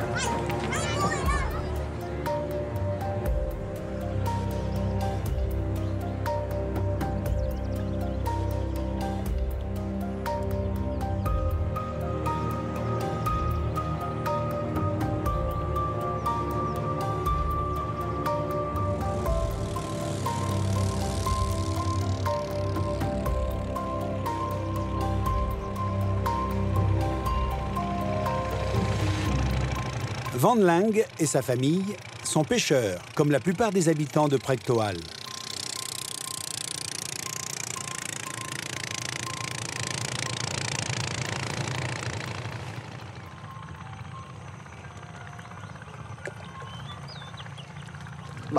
Ça doit faire 10 ans que je pêche. Je ne connais rien d'autre que la pêche. C'est un moyen facile de gagner sa vie. Chacun fait comme il veut, mais ici, la pêche, c'est ce qu'il y a de plus pratique, car on n'est pas obligé de partir loin. Dans ses filets, il capture aussi régulièrement des serpents qu'il revend. Celui-là, il ne vaut rien. Il est trop petit pour être vendu. Mais il vaut mieux l'enlever d'ici.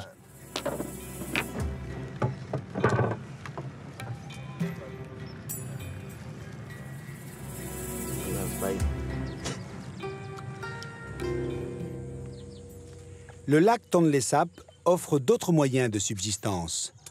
La tante de Van Lang, Sokaniem, vit, elle, de ses récoltes de jacinthe d'eau.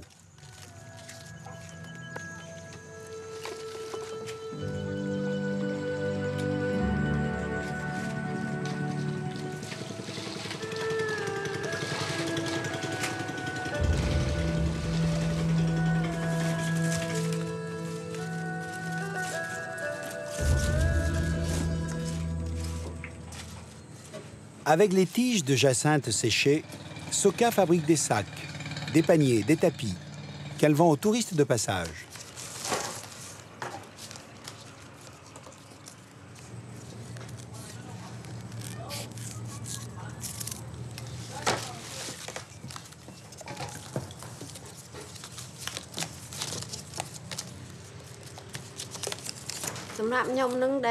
J'ai grandi sur l'eau. Je suis contente quand je suis sur l'eau. Mais la vie n'est pas toujours simple. Parfois, il y a des tempêtes avec des grosses vagues et nos maisons bougent beaucoup. On doit subir tout ça. C'est sûr que sur la terre ferme, tout est plus simple.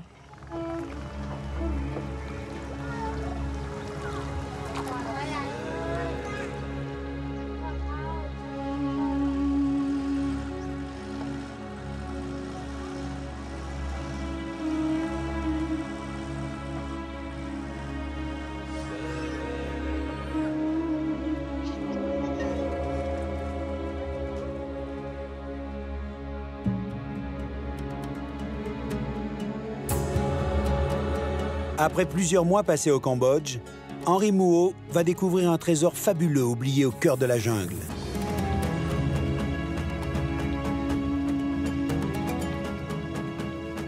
Le site d'Angkor. Entre le 9e et le 14e siècle, les rois khmers dominent cette partie du monde. Leur influence à l'époque dépassait de loin les frontières actuelles du Cambodge. Angkor était leur capitale.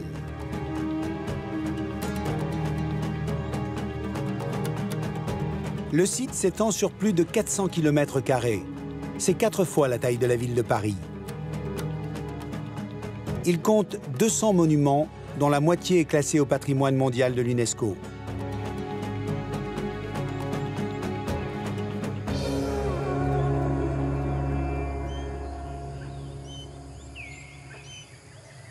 Caché au milieu de la forêt, le temple de Taprom, le temple de l'arbre.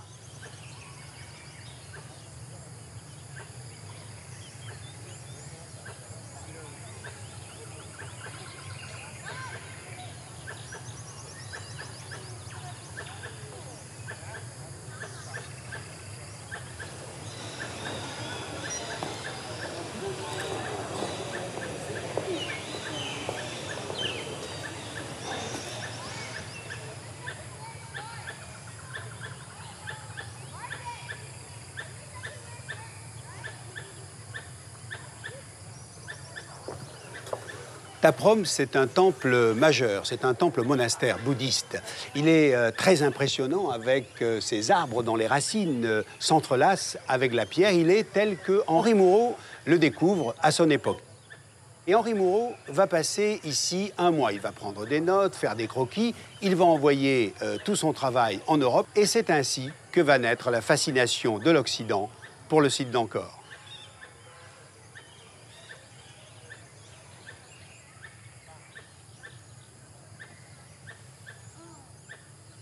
Les arbres qui ont poussé dans l'enceinte de Taprom ont gravement endommagé sa structure.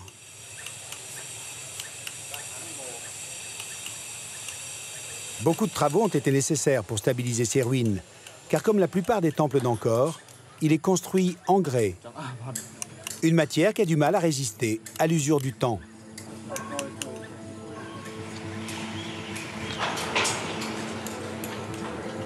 Jusqu'en 1975, la France avait le monopole des restaurations à Angkor. Aujourd'hui, 16 pays interviennent sur ce site.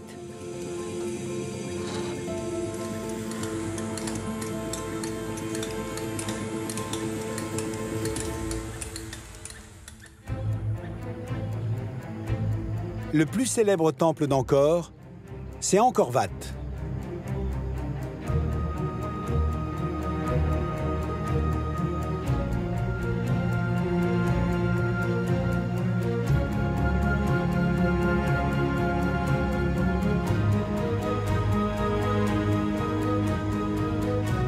Henri Mouhot restera sans voix à la vue de cet édifice. Pour lui, c'est une œuvre architecturale qui n'a jamais eu son équivalent sur le globe.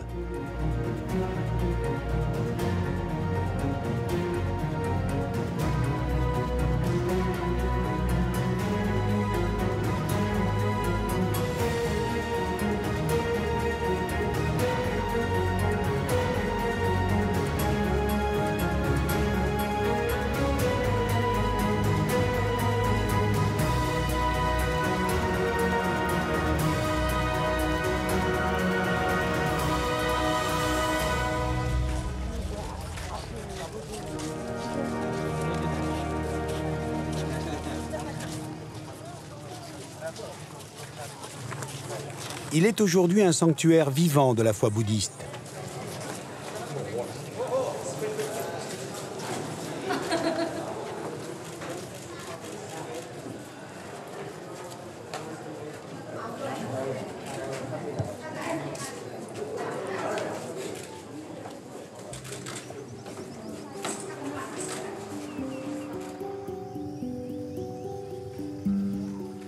Un sanctuaire visité chaque année par des millions de touristes.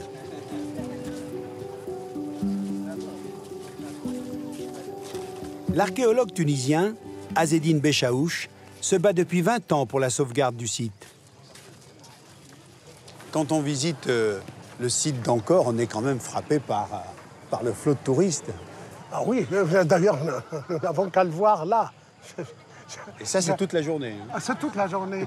J'allais dire, surtout quand je regarde en là-bas, c'est le métro à 6 heures. Je m'amuse à le dire, mais c'est vrai. Il y a combien de touristes par an ici? Disons qu'autour de 3 millions. Mais qu'est-ce que 3 millions? Écoutez, vous connaissez les chiffres. À Paris, Notre-Dame, l'intérieur, c'est un demi-hectare.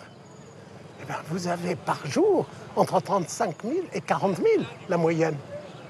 Alors, 13 millions et demi, je crois, par an.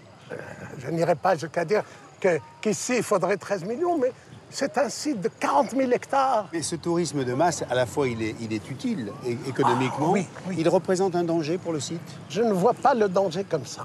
Ce n'est pas une question de nombre, c'est une question d'organisation. Je veux dire qu'il y a trop de monde parce qu'ils ne vont tous qu'ici. Vous avez vu? Ils se concentrent sur certains temples. Tout à l'heure, si vous me le permettez, nous allons aller à un autre temple magnifique qui vient d'être restauré. C'est le Bapouane. Si vous permettez, on pourrait y aller. Ah, on va y aller. Oui. Et donc si on organisait comme il faut, ça irait mieux.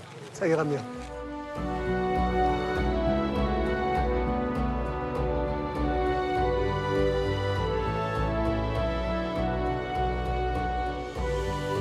Azedine Bechaouch nous emmène au Bapouane, appelé aussi le Temple d'Or.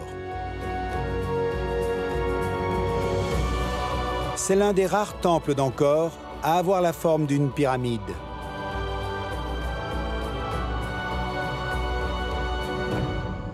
Il a été construit au XIe siècle et restauré par l'École française d'Extrême-Orient.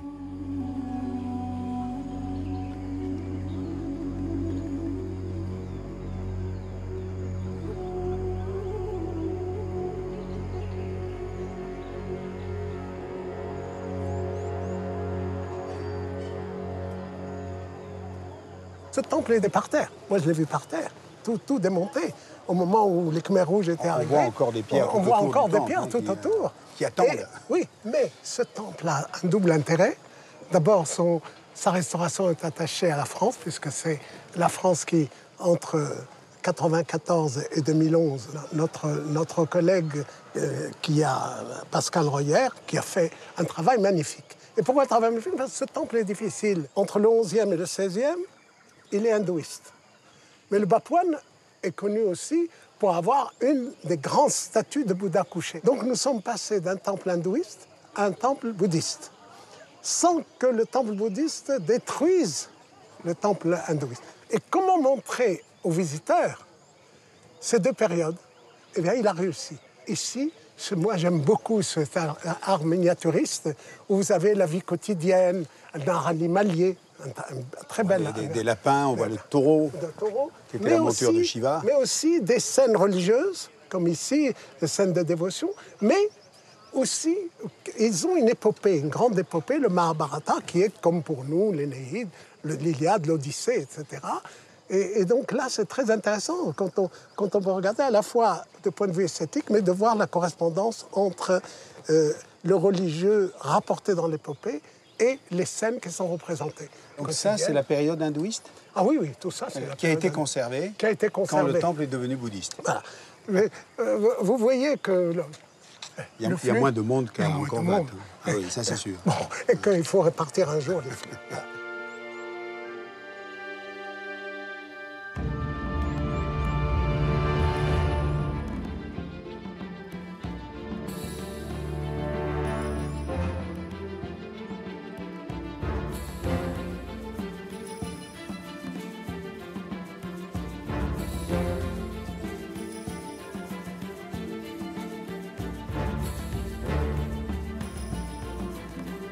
À une dizaine de kilomètres de là, se dresse le temple Prerup.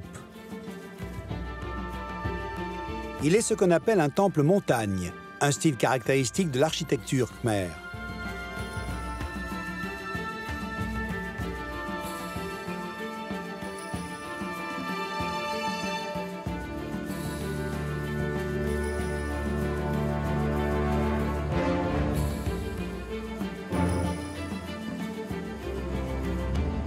Les temples montagnes sont constitués d'un socle à 3 niveaux et de 5 tours, généralement une à chaque angle et une 5e au milieu.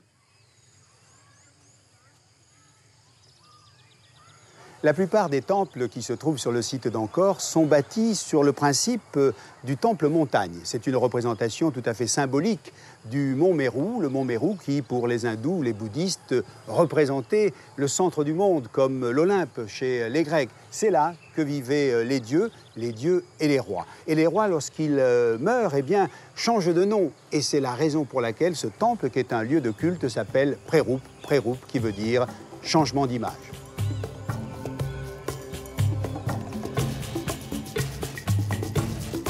Dans son journal de l'époque, Henri Mouhot décrit précisément la cité d'Angkor Thom.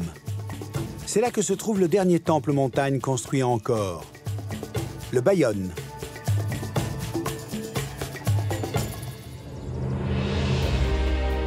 On doit cet ensemble au roi Jayavarman VII, surnommé le roi bâtisseur. Le Bayon, c'est le temple aux 173 visages.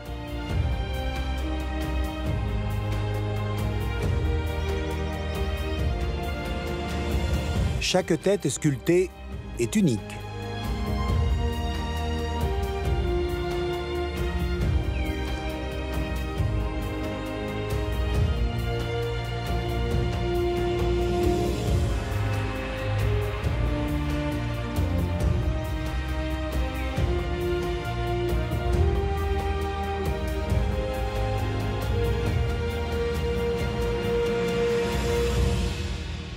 Autre merveille du Bayon, les bas-reliefs qui ornent les murs d'enceinte du temple.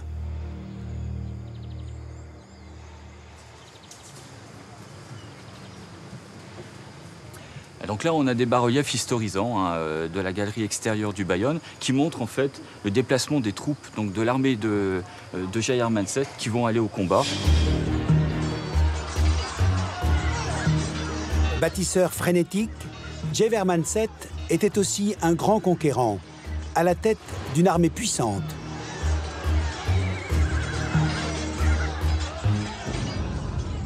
C'est les hauts faits d'armes de Djeverman-7, donc c'est un peu de la propagande politique. Et donc là, on a juste en face toute la logistique en fait, qui accompagne cette armée khmer qui est en mouvement. On a des petites scènes assez rigolotes où on a donc un fantassin qui se fait mordre la fesse par une tortue, donc qui est tenue par cette khmer. La tortue mord la fesse du fantassin, le fantassin tient la tête de la tortue, il se retourne, et quand on regarde les traits du visage, ça laisse entendre qu'il n'est pas spécialement content. On a des bas-reliefs ici qui sont extrêmement détaillés et expressifs. Les traits des visages de chaque personnage sont différents. Donc on peut avoir des sourires, des personnages qui montrent un mécontentement, et on ne le trouve pas forcément dans d'autres bas-reliefs qui sont antérieurs.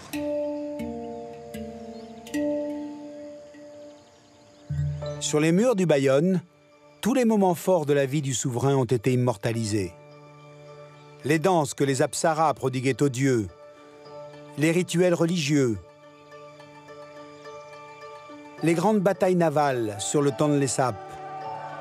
Ces extraordinaires bas-reliefs se déploient sur 1200 mètres de long et 5 mètres de haut. Ils mettent en scène pas moins de 11 000 personnages.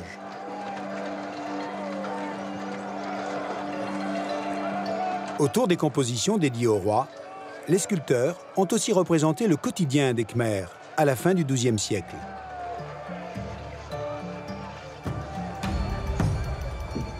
On a ici une scène de cuisson, donc on a le petit four ici et donc le récipient dans lequel est cuit le riz. On a les brochettes de poisson, donc c'est très détaillé. On a un édifice ici qui peut donner une image du type d'habitat qu'on avait à l'époque. On a des traces de tuiles ici qui sont bien représentées et d'épis de fêtage, ce qui indique donc qu'on a peut-être quelqu'un déjà d'assez riche qui avait cette habitation. Et on a donc dans ces ballots probablement du riz qui était conservé et qui montre là justement le transport de ce riz. Et juste à côté, on voit donc cette khmer qui est en train d'accoucher assise et qui est en train d'être aidée par ses voisines qui font office de sage-femme. En faisant construire tous ces édifices, Djeverman-7 a profondément modifié le paysage hongkongrien.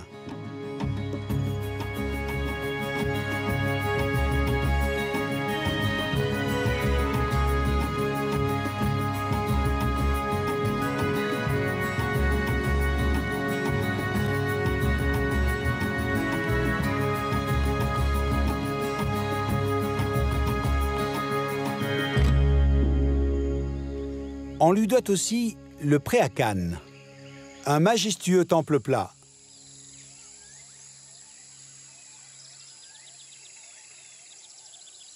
Édifié au XIIe siècle, le temple a vraisemblablement servi de résidence à Djeverman-7 pendant qu'il faisait construire son futur palais, Angkor Thom.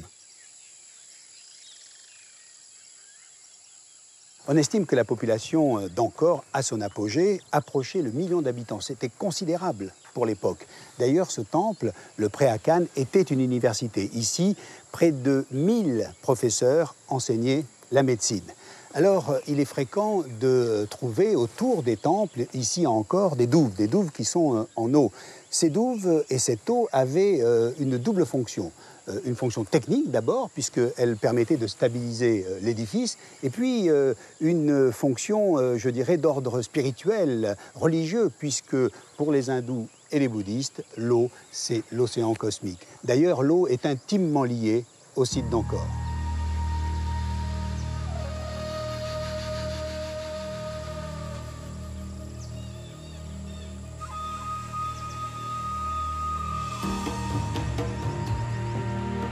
La gestion de l'eau est l'une des clés de la prospérité et de la longévité d'Angkor. Elle permettait de réaliser plusieurs récoltes de riz par an et de nourrir le million de personnes qui vivaient sur le site.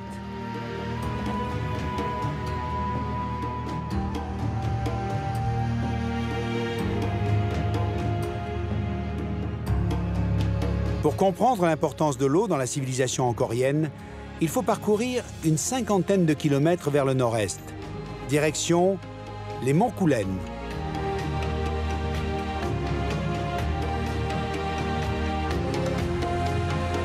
C'est du haut de ces montagnes que le fondateur d'Angkor proclama au IXe siècle l'indépendance de son royaume.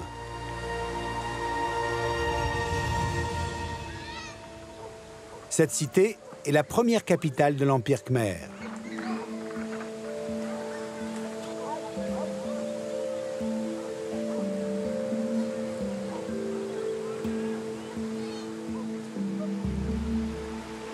Sur plus d'1 kilomètre, la rivière Khmal Spin est tapissée de centaines de symboles sculptés, à même la pierre. Ce sont des lingas. Ils représentent des divinités hindouistes.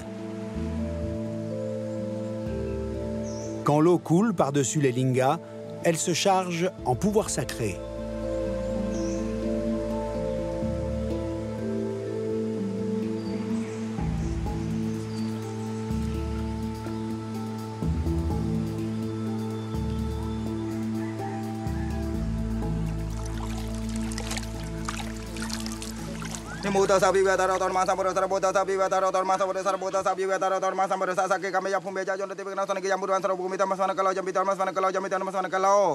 Depuis le IXe siècle, cette eau est utilisée pour toutes les grandes cérémonies du royaume.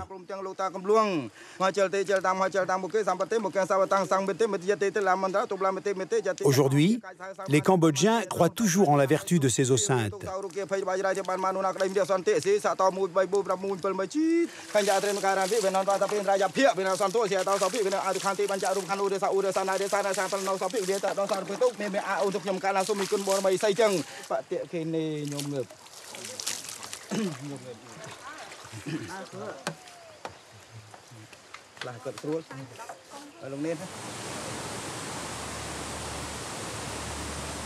La légende raconte que c'est grâce à cette rivière qui dévalait la montagne vers la vallée qu'ont pu s'élever les fabuleux temples d'Angkor.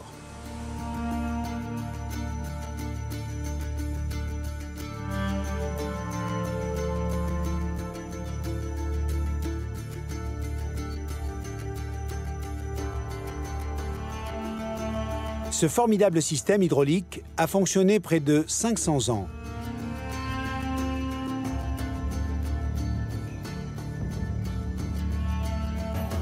Mais au début du XIIIe siècle, trop occupés à faire la guerre avec les royaumes voisins, les Khmers n'entretiennent plus ce système qui les fait vivre.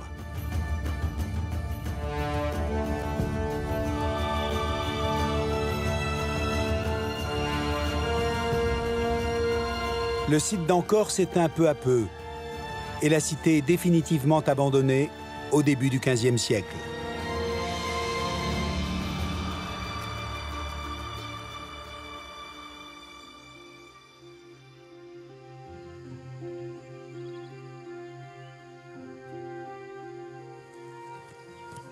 Après le passage d'Henri Mouhot à Angkor, va commencer ici une grande période d'exploration scientifique. Henri Mouhot, lui, mourra à l'âge de 36 ans des suites de la malaria.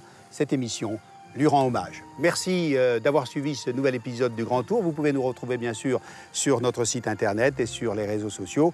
Fin de l'épisode, mais le voyage continue. C'est par la fin que tout commence. À bientôt.